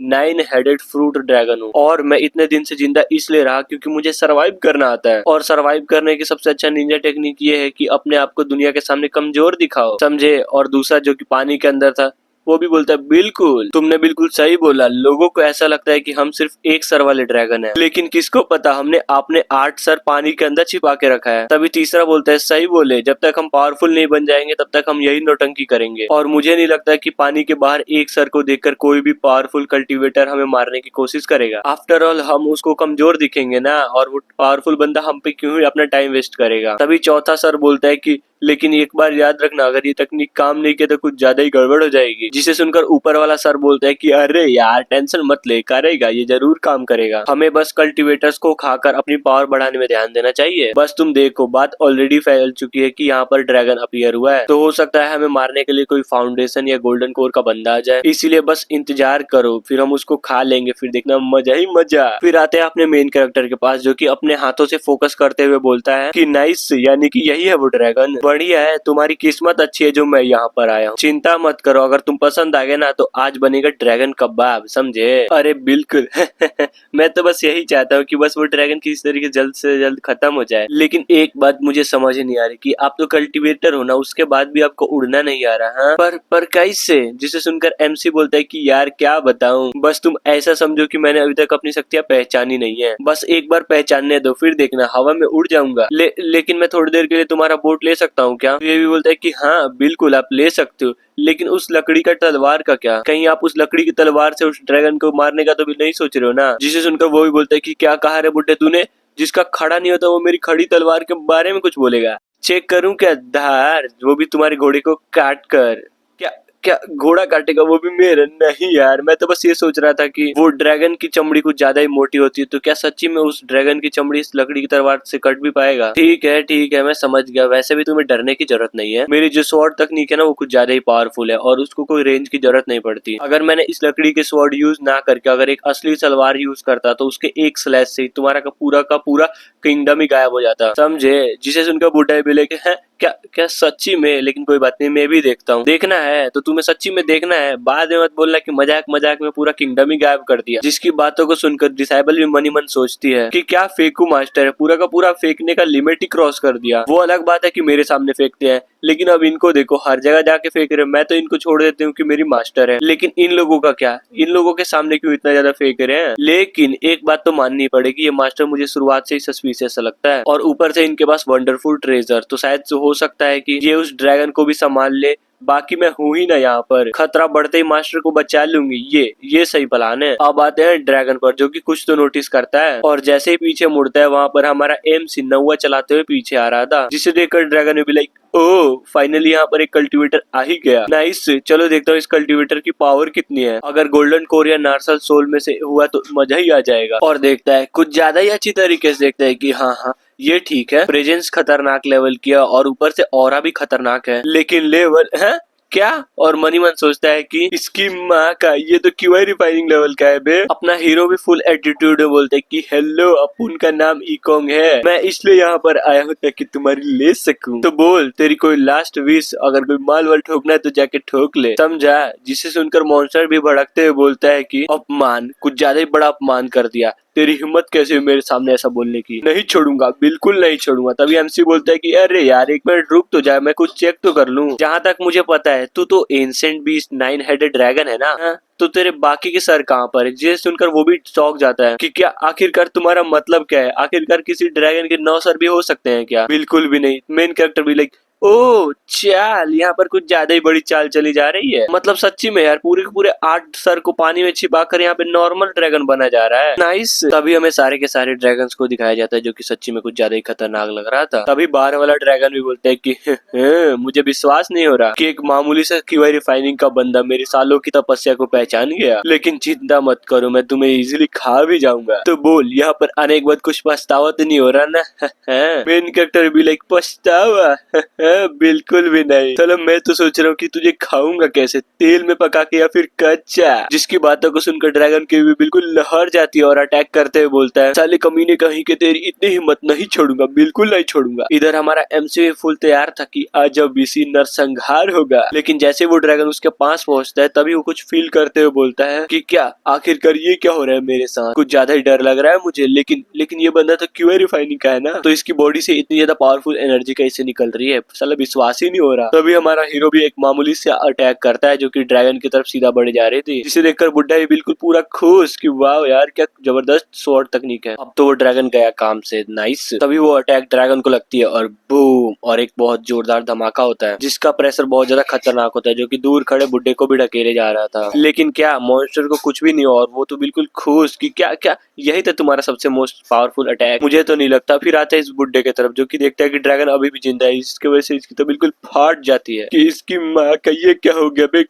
कोई नहीं बचेगा, मर जाएंगे सब के सब। और उधर तियान में फुल जोश में निकल जाती है कि साले कमीने कहीं कि मेरे होते हुए तेरी इतनी औकात कि तू मेरे मास्टर को छू सके, आ रहे हूँ मैं, नहीं छोड़ूंगी तुझे। ये बोलकर ड्रैगन के ऊपर अटैक कर देते, लेकिन ड्रैगन को तो घंटा भी फर्क नहीं पड़ा, जिसको देखकर ये भी सोचते कि ये साला इसकी डिफेंस तो कुछ ज्यादा ही खतरनाक है। लगता है मामूली अटैक से इसका कुछ नहीं होने वाला। मुझे लगता है कि अब मुझे वो अपनी टेक्निक यूज करनी ही पड़ेगी। और फाइनली एक पावरफुल टेक्निक को परफॉर्म करने लगती है जो कि लिटरली कुछ ज्यादा ही खतरनाक लग रही थी, और फाइनली उस मॉन्स्टर के ऊपर अटैक कर देती है। और जाके वो अटैक उस मॉन्स्टर को लगता भी है और वो मॉन्स्टर वहीं पे खत्म। और उस मॉन्स्टर को हारता देख डिसेबल भी सोचती है चलो अच्छा है अब मास्टर सेफ है, ये बोलकर गिर जाती है और इसे हमारा एमसी भी कैच कर लेता है। फिर क्या थोड़ी देर के लिए मस्त रोमांटिक सा सीन बन जाता है और हमारा भी लाइक तूने बस एक झांट भर का अटैक किया और इतने में तेरी हालत खराब हो गई, नहीं चलेगा नहीं चलेगा, तुम्हें और भी तगड़ी मेहनत करनी पड़ेगी, समझी? इसकी बातों को सुनकर वो भी बिल्कुल चौंक जाती है और धक्का देते हुए बोलती है कि तू थोड़ा पागल हो गया है क्या? मतलब मैं फाउंडेशन रिलम पे होने के बाद भी एक सेंटर लेवल की टेक्निक यूज कर रही हूँ, तो ये जाहिर सी बात है ना कि लेवल कम होने की वजह से थक ही जाऊंगी। एमसी भी क्या कहा सेंट लेवल की टेक्निक? अरे यार एक मामूली तकनीक को इतना बड़ा चढ़ा के तो मत बोल, समझी, वरना पाप लगेगा तुझे। जिसकी बातों को सुनकर वो भी, तेरी माँ का वो एक ऑर्डिनरी तकनीक नहीं है, तुम तो खुद एक क्यूआई रिफाइनिंग पे हो, तो तुम्हें क्या ही घंटा पता है इसके बारे में? अच्छा ऐसी बात है क्या? रुक जाओ, किसी ना किसी दिन मौका मिलेगा फिर तुम्हें दिखाऊंगा असली पावरफुल तकनीक किसे कहते हैं। डिसाइबल भी लाइक अरे मास्टर थोड़ी अपनी औकात तो देखकर बोलो, कुछ भी बोले जा रहे हो। अच्छा ये सब छोड़िए, सबसे पहले मुझे ये बताइए आपको पता भी है कि ये दुनिया कितनी ज्यादा खतरनाक है? हाँ नहीं पता होगा, लेकिन हमारा एमसी तो किसी और ही ध्यान में था और सिस्टम को देखते हुए खुश हो जाता है क्योंकि उसको रिवॉर्ड जो मिला था कि नाइस, ये तो एक दाव कंपास है, अब देखना मैं इसकी हेल्प से आराम से फाउंडेशन लेवल पे पहुंच जाऊंगा। और खुश होकर जहाज में चिल्लाने लगता है कि हुर्रे, ये हुई ना बात, हमने किया हमने किया हमने किया, तो मेरी जान चलो चलते हैं वापस, वो भी अपने पीक पर। जिसकी बातों को सुनकर डिसाइबल भी लाइक अबे तेरे बोलने की थोड़ी जरूरत है, वापस ही जा रहे हैं। और अब आते हैं पानी के अंदर जहाँ दिखाया जाता है कि ड्रैगन मरा पड़ा है और सच्ची में यार क्या ही खतरनाक ड्रैगन के सर कटे हुए पड़े हैं। और देखो मैं एक बात क्लियर कर देता हूँ, जो कि हमारे हीरो ने एक मामूली सा अटैक किया था ना, वही स्लैश वाला, जो पानी के अंदर 8 सिर थे ना, उनको खत्म करने के लिए वो अटैक था, समझे? और वो अटैक इतना ज्यादा तेज था कि उस ड्रैगन को भी पता नहीं चला कि उसके 8 के 8 सर कटे तो कटे कब, और बाकी का बचा एक, जिसे हमारे डिसेबल ने अपना अटैक करके खत्म कर डाला। इसके बाद सीन कट होके जाता है जियाओ पर, जो कि एक चींटी से बोल रही होती है कि तुम्हारे पास कितने सारे काम है, मेरे को देखो मैं कितने निठल्ली बैठी पड़ी हूँ। हाँ लेकिन कोई बात नहीं, अगर मेरे पे कोई काम नहीं तो मैं यहाँ पर एक नींद मार लेती हूँ। हाँ ये बिल्कुल ठीक है। और ये बोलकर ठीक वहीं पर जमीन पर लेट जाती है कि आने दो, जब तक मास्टर आएंगे जब तक तो मेरी नींद भी पूरी हो जाएगी। नाइस। और ये बोलकर फाइनली सो जाती है और इसको सोता हुआ कोई तो अपने आईने से देखे जा रहा था, मतलब समझे, इसको कहते हैं नजर, आई मीन इस पर नजर रखी जा रही है। और ये बंदा कोई और नहीं बीस्ट टेमिंग का बुढ़ऊ है, जो कि चींटी पर नजर रख रहा था और बोलता है कि ये कमीनी बस एक बार मेरे हाथों में तो लग जाए तो देखना सारी की सारी आलसी गिरी निकाल दूंगा मैं इसकी। किंगसू बोलता है कि मास्टर ये जगह तो मैं जानता हूँ, ये तो वही जगह है जहाँ पर हम पहली बार मिले थे, तो क्या बोलते हो चलिएगा वहाँ पर? हाँ बिल्कुल चलो चलते हैं। ये बोल के वो दोनों यहाँ से बिल्कुल तेजी से निकल जाते हैं जियाओ को पकड़ने के लिए। किंगसू बोलता है कि मास्टर वो देखिए वहीं पर है वहीं पर, लेकिन जैसे ही वो पहुंचने वाले होते तभी वो एक बैरियर से धड़ाम से टकराता है और उसका मुंह बिल्कुल सुअर जैसा हो जाता है और सोच रहा होता है कि ये आखिर ये क्या है। ये बुड्ढा ही बोलता है हाँ कौन का बच्चा, ये तो कुछ ज्यादा ही चालाक निकला, उसने यहाँ पे बैरियर लगा दिया ताकि कोई भी उस बीस्ट को ना पकड़ सके। डिसाइबल बोलता है क्या सच्ची में? वो तो ज्यादा ही खतरनाक निकला, उसने तो बैरियर लगा के रखा है और अब हम क्या करें? हाँ किसी से हेल्प मांगे क्या तक बैरियर तोड़ने में? और ये सुनकर बुड्ढा ही भड़क जाता है कि तेरी माँ का, हाँ किससे मदद मांगू बे, मैं किससे मदद मांगू? क्या तुझे अपने मास्टर पे भरोसा नहीं है कि वो इस बैरियर को तोड़ सकते हैं? हाँ तो एक काम कर, थोड़ा सा साइड हट, अपने मास्टर को थोड़ा रास्ता दे। और हंसते बोलते हैं आखिरकार ये क्या बकवास है, एक क्यूआई रिफाइनिंग का बंदा आखिरकार कितना ही पावरफुल फॉर्मेशन बना देगा, मैं इसे यूं एक चुटके में उड़ा दूंगा। नाइस। ये बोलकर पावरफुल अटैक कर देता है बैरियर पे, लेकिन क्या उस बैरियर को घंटा भी फर्क नहीं पड़ा और ऊपर से लिख कर आता है कि एक काम करो मुंह में ले लो मेरा। किंगसू बोलता है कि मास्टर आप तो खड़े खड़े आग मूत रहे थे कि ये कर दूंगा वो कर दूंगा, लेकिन क्या आपके इस खतरनाक हमले से इसको छांट बराबर फर्क नहीं पड़ा, और ऊपर से इस पे लिख कर आ रहा है कि मुंह में ले ले। और बुड्ढा भी हैरान होकर बोलता है लगता है उस कमीने ने इस बैरियर को बनाने में कुछ ज्यादा एडवांस मेटल का यूज किया है। हाँ बिल्कुल यही हुआ होगा। उसके बाद बोलता है कि हट कमीने, अब भी दिखाता हूँ अपनी असली पावर, सबकी एमसीबीसी कर दूंगा, नहीं छोड़ूंगा, तोड़ डालूंगा, फोड़ डालूंगा। और ये देखकर डिसेबल भी बिल्कुल खुश कि तोड़ डालिए फोड़ डालिए, मैं आपके साथ हूँ। फिर क्या वापस से उस बैरियर पे अटैक कर देता है कि इस बार तो काफी ज्यादा पावरफुल अटैक करने वाला है, बैरियर तो टूट ही जाएगा, लेकिन क्या कोई भी फायदा नहीं, कोई भी फायदा नहीं हुआ, जिसे देखकर ये दोनों बिल्कुल शॉक कि ये बैरियर टूटा कैसे नहीं बे। और किंगसू अपने मास्टर को इशारा करते हुए बोलते हैं कि मास्टर ये देखिए इस बार तो कुछ अलग ही लिखते हुए आ रहा है। अरे यार ये फॉर्मेशन तो सच में कुछ ज्यादा ही कमीना निकला, आपको चूतिया बोल रहा है आपकी बात। साले कमीने कहीं के अपना मुंह बंद रख, जब से आया तब से कुछ न कुछ पनौती ही बके जा रहा है, इसलिए चुप कर। और फुल गुस्से में आते हुए बोलता है कि अपमान अपमान, कुछ ज्यादा ही बड़ा अपमान कर दिया, नहीं छोड़ूंगा, बिल्कुल नहीं छोड़ूंगा। और अपने हाथों से बहुत सारे अटैक कर देता है कि ये ले ये ले ये भी ले। और अब आते हैं थोड़ी देर बाद जहाँ पे इस बुड्ढे की बिल्कुल फटी पड़ी है, चूसा हुआ आम लग रहा है और बोलते हैं कि हाँ ये साला बैरियर टूटता क्यों नहीं है बे? आखिरकार उस कॉन्ग के बच्चे ने कौन सा टोटका मार दिया इस पे? तो डिसेबल बोलता है कि मास्टर आप छोड़ ही दीजिए, वो कॉन्ग चच्चा कुछ ज्यादा ही कमीना है, खतरनाक लेवल का मटेरियल यूज किया होगा इस फॉर्मेशन को बनाने के लिए, समझे? ये सुन के वो भी बोलता है कि हाँ तूने बिल्कुल सही बोला, उसने कुछ ज्यादा ही खतरनाक लेवल का मटेरियल यूज किया है, और सही है कि मैंने अपनी पूरी पावर यूज नहीं की, वरना ये पूरा का पूरा सेक्ट ही खत्म हो जाता। तो फिर ये बैरियर क्या चीज है? मैंने सही बोला ना? तो एक काम करो, चलो अंडरग्राउंड का रास्ता खोजते हैं। फिर क्या खुदाई स्टार्ट हो जाती है। दोनों मास्टर और डिसेबल कुल्हाड़ी से गड्ढा खोदे जा रहे थे और डिसेबल बोलता है कि अरे ये क्या बात हुई यार, आपके पास कोई ट्रेजर नहीं है क्या जिससे हम गड्ढे को आसानी से खोद सके? वो भी बोलता है तेरी माँ का, अगर मेरे पास कोई खोदने वाला ट्रेजर होता तो मैं उसका यूज नहीं करता क्या, मैं यहाँ खोदने बैठता? हाँ इसलिए मुंह बंद कर और शांति से गड्ढा खोद, समझा?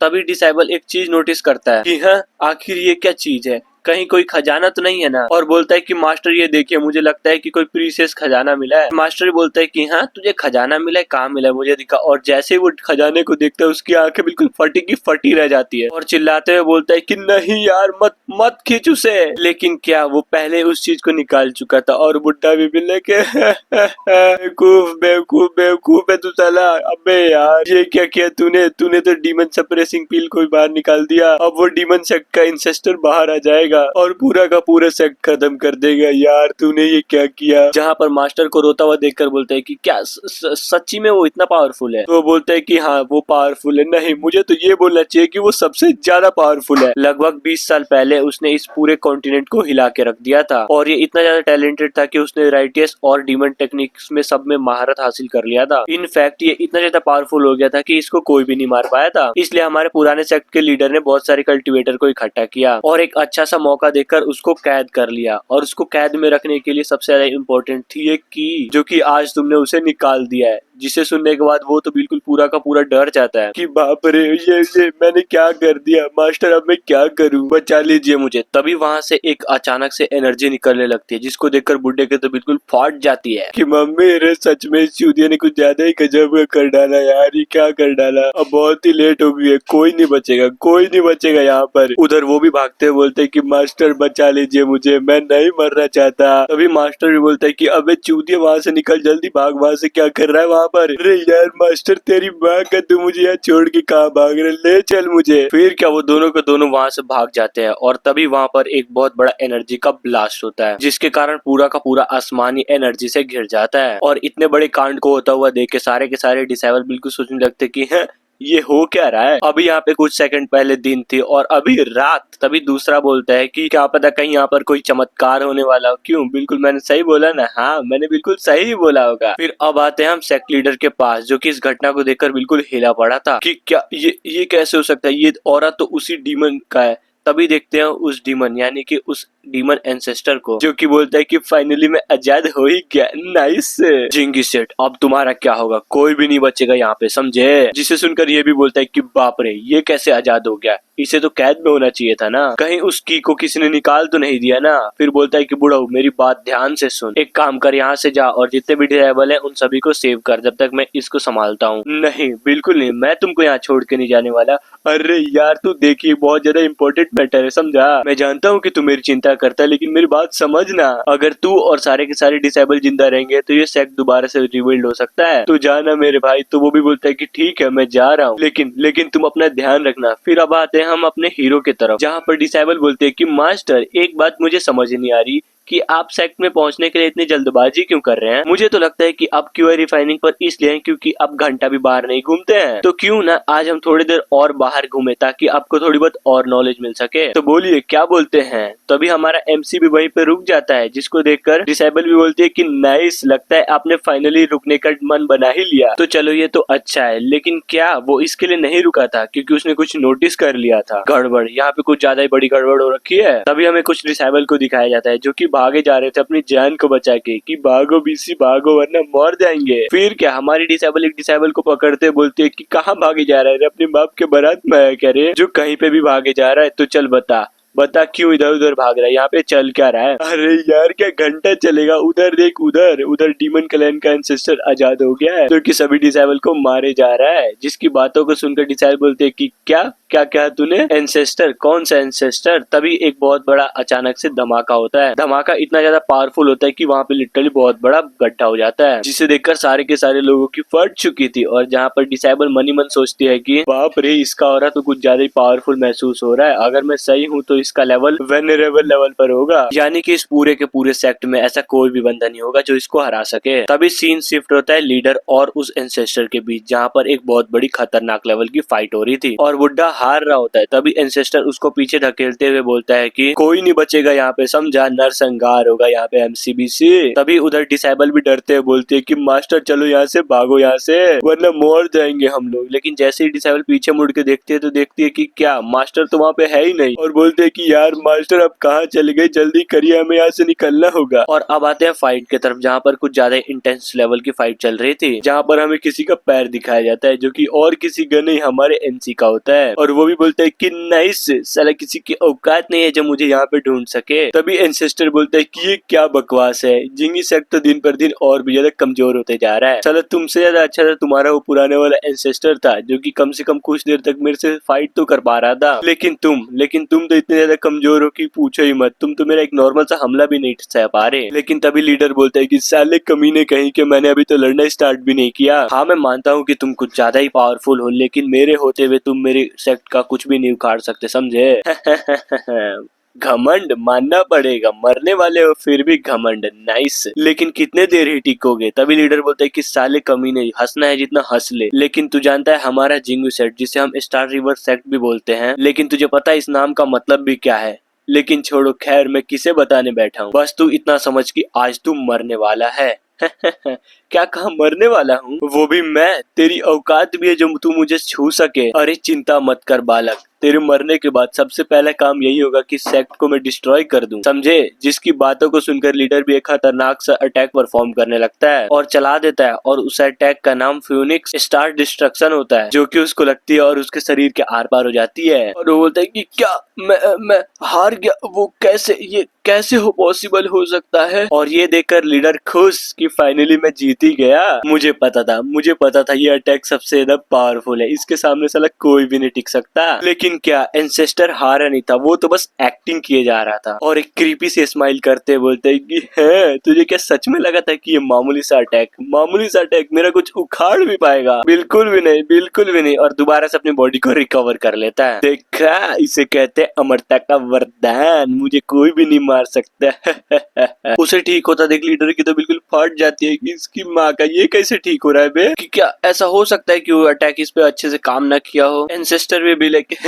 मैं तुम्हें चलो एक राज की बात बताता हूँ, ये जो बॉडी है ना, ये मेरी असली बॉडी नहीं है, ये मेरी क्लोन बॉडी है, समझे? और रही बात मेरी रियल बॉडी की, जिस सील में मैं हूँ वो ऑलरेडी ब्रोक हो चुकी है और मैं किसी वक्त आजाद हो सकता हूँ। और ये सुनकर बुड्ढा बिल्कुल चौंक जाता है कि क्या सच्ची में? चल यार झूठ मत बोल। और उधर वो एंसेस्टर भी पागलों की तरह हंसते हुए बोलता है रोशनी का असली मजा शरीर में ही आता है, सारे बच्चे कहाँ हैं, औरतें कहाँ हैं? इसकी बातों को सुनकर लीडर भी सोचता है कि धत्तेरी की ये तो साला इसका क्लोन निकला। नहीं, मुझे कुछ तो ऐसा करना पड़ेगा ताकि इसका रियल बॉडी बाहर ना निकल पाए, वरना सारे बच्चे और औरतें मारे जाएंगे, पूरा सेक्ट खत्म हो जाएगा। अब चाहे कुछ भी हो जाए, चाहे मैं मर ही क्यों ना जाऊं, लेकिन इसकी रियल बॉडी को आजाद नहीं होने दूंगा, कभी भी नहीं होने दूंगा। और अपने हाथों को ऊपर करते हुए बोलता है, एंसेस्टर तेरी माँ का, चल जल्दी कर मुझे अपनी पावर दे ताकि मैं इसको हरा सकूं। इसे सुनकर एंसेस्टर बोलता है कि है ये क्या कर रहा है बे, पावर दे रहा है, चल मैं भी यहाँ पे खड़ा हूँ, देखता हूँ कि कौन सा एंसेस्टर तेरा मरा हुआ है जो कि तेरे को पावर देने वाला है, मैं भी तो देखूं। और अब आते हैं हमारे हीरो पर, जो कि ऊपर ही था और वो सोच रहा था कि धत्तेरी की अब ये कौन सा बवासीर है, इसके क्लोन को तो छोड़ो, मैं इसकी रियल बॉडी को भी देख पा रहा हूँ और ये बहुत कमजोर है, और अगर गलती से भी मैंने इसको छू दिया ना तो समझो इसका खेल ही खत्म। खैर छोड़ो। और सबसे बड़ी प्रॉब्लम यह है कि अगर मैंने इस कचड़े को मार दिया तो मेरी नॉर्मल लाइफ पूरी तरीके से खत्म हो जाएगा और ये बुड्ढे मेरे को परेशान करने के लिए मेरे पीछे पड़ जाएंगे, और ये मैं नहीं चाहता। इसीलिए इसका यूज करूंगा, इस लीडर का यूज करूंगा और इस एंसेस्टर को मरवा डालूंगा। वाह क्या प्लान है, क्या दिमाग है मेरे पे। और ये बोलकर अपनी एनर्जी इस बुढ़ऊ को देता है कि जा बुढ़ऊ जी ले अपनी जिंदगी। फिर क्या, जैसे इस बुड्ढे को उसकी एनर्जी मिलता है, इस पावर को फील करके वो बिल्कुल खुश और मनी मन सोचता है कि बाप रे ये किस तरह का पावर है बे। और भाई मैंने तो बस मजाक किया था, क्या सच्ची में किसी एंसेस्टर ने अपनी पावर मेरे को दे दी क्या? मुझे तो विश्वास ही नहीं हो रहा। लेकिन क्या एमसी की वो थोड़ी सी पावर इसके लिए तो बहुत ज्यादा थी, इसकी वजह से फूलने लग जाता है। बोलते है कि इसकी माँ का ये एनर्जी तो कुछ ज्यादा ही है, एंसेस्टर जी मस्त कीजिए वरना उस एंसेस्टर को मारने से पहले तो मैं ही मर जाऊंगा। एंड इसके बाद वो एक अटैक को एंसेस्टर की तरफ कर देता है, जिस एनर्जी को अपने तरफ आते हुए देखकर एंसेस्टर की तो फट जाती है। और इस अटैक को रोकने के लिए एंसेस्टर भी एक अटैक करता है, लेकिन उस अटैक से कुछ भी नहीं होता। फिर क्या, हमें दिखाया जाता है कि वो एंसेस्टर मर गया, बस इतने में ही खत्म। और इस कांड को देखकर ये बुड्ढा बिल्कुल शौक में कि है ये क्या हुआ, वो बस एक अटैक से मर गया, मैंने बस एक अटैक से उस एंसेस्टर को मार डाला। ओह माय गॉड, विश्वास ही नहीं हो रहा। फिर सीन शिफ्ट होके जाता है एंसेस्टर के रियल बॉडी पर, जहाँ पर उस एंसेस्टर को भी पता चल जाता है कि उसकी क्लोन बॉडी खत्म हो चुकी है। फिर ये बोलता है कि सालो तुम्हारी इतनी हिम्मत जो तुम मेरे क्लोन को मारो, लगता है मैंने तुम लोगों को कुछ ज्यादा ही कमजोर समझ लिया था। फिर वो सील और अपने आर्टिफैक्ट को देखते हुए बोलता है कि कोई नहीं, वो तो बस एक क्लोन ही था, बहुत जल्दी मैं आजाद होने वाला हूँ, फिर देखना इस पूरे का पूरे सेक्ट को मैंने खत्म नहीं कर दिया ना तो बोलना। इतना बोलने के बाद उस सील पर एक पावरफुल अटैक कर देता है। इसके बाद हम आते हैं अपने एमसी पर, जो कि हैरान होते हुए बोलता है कि अरे यार ये कैसे हो गया, इसकी माँ का कौन है बे जो मेरे सेक्ट में आकर इतना बड़ा गड्ढा करके चला गया? नहीं छोड़ूंगा, अगर मैं चलते चलते गिर गया ना तो किसी को नहीं छोड़ूंगा। तभी उसकी नजर जाती है डीमन सप्रेसिंग की पर, जो कि देखता है कि अच्छा तो यहाँ से सारा गेम शुरू हुआ है, तो मतलब किसी ने गड्ढा खोदने के चक्कर में डीमन को ही आजाद कर दिया। लेकिन कोई नहीं, आज कुछ ज्यादा ही बकचोदी हो गई और आज मैं कुछ ज्यादा ही परेशान हो गया हूँ। तभी वो आसपास देखता है और सोचता है कि साला कोई है तो नहीं ना जो मेरे पे चोरी छिपे से नजर रख रहा हो। हाँ, और ये बोलकर एक पेड़ की तरफ देखते हुए बोलते है कि नाइस, ये कुछ ज्यादा ही लंबा है, इससे कम हो जाएगा। एंड उसके बाद वो अपनी क्राफ्टिंग तकनीक का यूज करता है और एक बहुत बड़ा नहीं, कुछ ज्यादा ही बड़ा डीमन सप्रेसिंग की बना देता है और बोलता है कि अब आएगा ना असली मजा, जितना बड़ा गड्ढा उतना ही बड़ा की। और उस की को उठा के गड्ढे की तरफ आने लगता है। और अब आते हैं एंसेस्टर की तरफ, जो कि खुश होते हुए बोलते हैं कि फाइनली मैं आजाद हो गया, इस सील को तोड़ दिया। और इसी मोमेंट पे हमारे हीरो ने सील को दोबारा से लगा दिया, जिसके वजह से इस एंसेस्टर का जो आर्टिफैक्ट है सील तोड़ने वाला, वो भी काम करना बंद कर देता है। जिसको देखकर ये सोचता है कि है ये क्या हो रहा है बे? और तभी उसके ऊपर बहुत तेज रोशनी आती है जिसकी वजह से दोबारा से वो सील लग जाता है। लेकिन हाँ, इस बार जो सील लगा था वो कोई नॉर्मल सील नहीं था, ये तो कुछ ज्यादा एक्स्ट्रा ऑर्डिनरी था जिसकी वजह से एंसेस्टर लिटरली गर्दन तक जमीन के अंदर धंस जाता है। वो भी लाइक अरे यार ये क्या हो गया यार, ये कौन सा सील है? कम से कम पुराने वाले में हिल तो पाता था, लेकिन इसमें तो गर्दन तक धंसा पड़ा हूँ बे। और अब आते हैं अगले दिन जहाँ पे मौसम बिल्कुल बेईमान है और वहाँ पर एमसी मछली को पकड़ते हुए फुल मस्ती में बैठा है। और हाँ, इस बेईमानी को बरकरार रखते हुए मैं एक मछली को पकड़ूंगा जो कि कुछ ज्यादा ही बड़ी होगी। और अपने डिसाइपल एमसी को मछली पकड़ते हुए मन ही मन सोचती है कि क्या गांडू मास्टर है बे, कल कितना ज्यादा बड़ा कांड हो गया था, लेकिन इस भगचुनर को देखो, इसको तो कुछ फर्क ही नहीं पड़ा, बस आराम से मछली को पकड़े जा रहा है। सबसे इंटरेस्टिंग बात तो ये है, लेकिन ये बात मैंने कभी सोची ही नहीं थी कि सेक्ट मास्टर इतना ज्यादा ताकतवर होगा कि उतने आसानी से उस डीमन को मार डाला। और यहाँ से जाते हुए बोलती है कि नहीं नहीं, ये आराम करने का समय नहीं है, मुझे जल्द से जल्द कल्टीवेशन करके और भी ज्यादा पावरफुल बनना होगा ताकि अपने मास्टर और पीक को प्रोटेक्ट कर सकूं। तभी हमारा मेन कैरेक्टर किसी तो मछली को पकड़ लेता है। इसे देखकर वो भी बिल्कुल खुश कि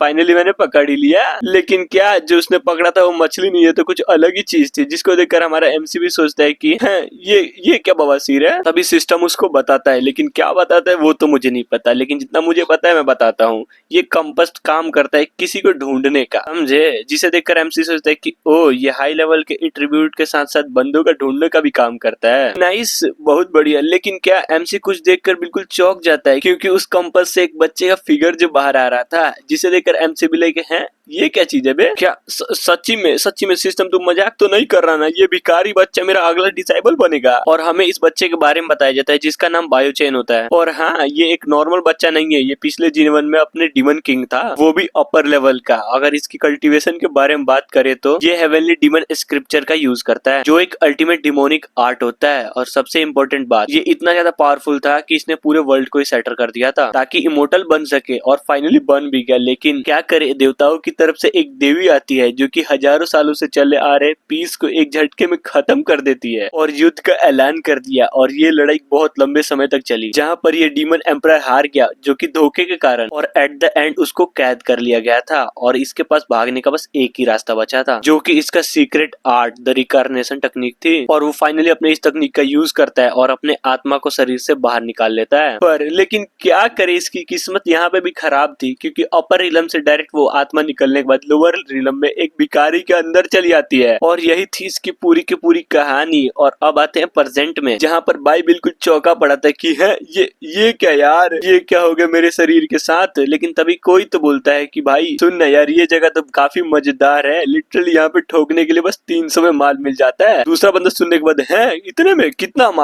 हमारा पूरा एरिया तो नहीं ना खोद डाला रे। और ये सारी बातें हमारा बच्चा सुने जा रहा था और सोचता है कि साले गरीब लोग छोटी छोटी बातों में खुश हो जाते हैं, लेकिन झाट चिंता है किसी को गरीब का। लेकिन तभी अचानक से एक दुकानदार उसको देख लेता है और सोचता है कि अबे यार, यहाँ पर एक भिखारी कहाँ से आ गया बे? चल चल चल, फुट यहाँ से कहीं और निकल। और वैसे भी फांसी लगाने तक का पैसा नहीं है तो तेरे को कहाँ से पैसा दूंगा बे? और इतनी बेइज्जती सुनने के बाद वो भी बिल्कुल भड़क जाता है कि है साले तुम्हारी इतनी हिम्मत, तुम जानते भी हो कि मैं कौन हूँ? दुकानदार भी लेके अबे तू है कौन, चल चल भिखारी है, निकल यहाँ से, वैसे भी मेरे पास कुछ देने के लिए यहाँ पे कुछ है नहीं, चल तो यहाँ से भाग यहाँ से। तभी कोई पीछे से बोलता है कि भाई तुमने सुना कल क्या खतरनाक लेवल का कांड हुआ था? लिटरली एक डीमन जो कि 20 सालों से आजाद था अचानक आजाद हो गया। और ये सुनकर इस बच्चे का ध्यान पूरा का पूरा उधर चला जाता है। और ये सुनकर दूसरा बोलता है कि हाँ यार तूने बात तो बिल्कुल सही बोली, लेकिन वो डीमन एंसेस्टर था ना जो कि लास्ट में पकड़ा गया, वही तो मैं बोलना चाहता हूँ कि आखिरकार ये जिंगी सेट वाले कर क्या रहे हैं? जब इनको पता है कि ये एंसेस्टर पूरे यूनिवर्स के लिए खतरा है तो उसको मार क्यों नहीं दे रहे? मार देना चाहिए था ना। हाँ, लेकिन ऐसा कुछ नहीं हुआ, डायरेक्ट उस बात को दबा दिया। और मैंने ये भी सुना था कि वो एंसेस्टर बस एक ही अटैक में डायरेक्ट मर गया, जिसका दूसरा बोलता है कि है क्या सच्ची में? ये क्या सुन रहा हूँ मैं आजकल? अच्छा हुआ मैंने वो सेक्ट ज्वाइन नहीं किया, पता नहीं कौन जाने की कब वो डीमन आजाद हो गया मैं मार दे। और ये बच्चा ये सब बात सुनने के बाद सोचता है कि ये डीमन एंसेस्टर है कौन जो एक ही अटैक में खत्म हो गया है? अपमान कुछ ज्यादा ही बड़ा अपमान करवा दिया हमारे डिमोनिक पाथ का। और मन ही मन सोचता है कि है, क्यों ना मैं उस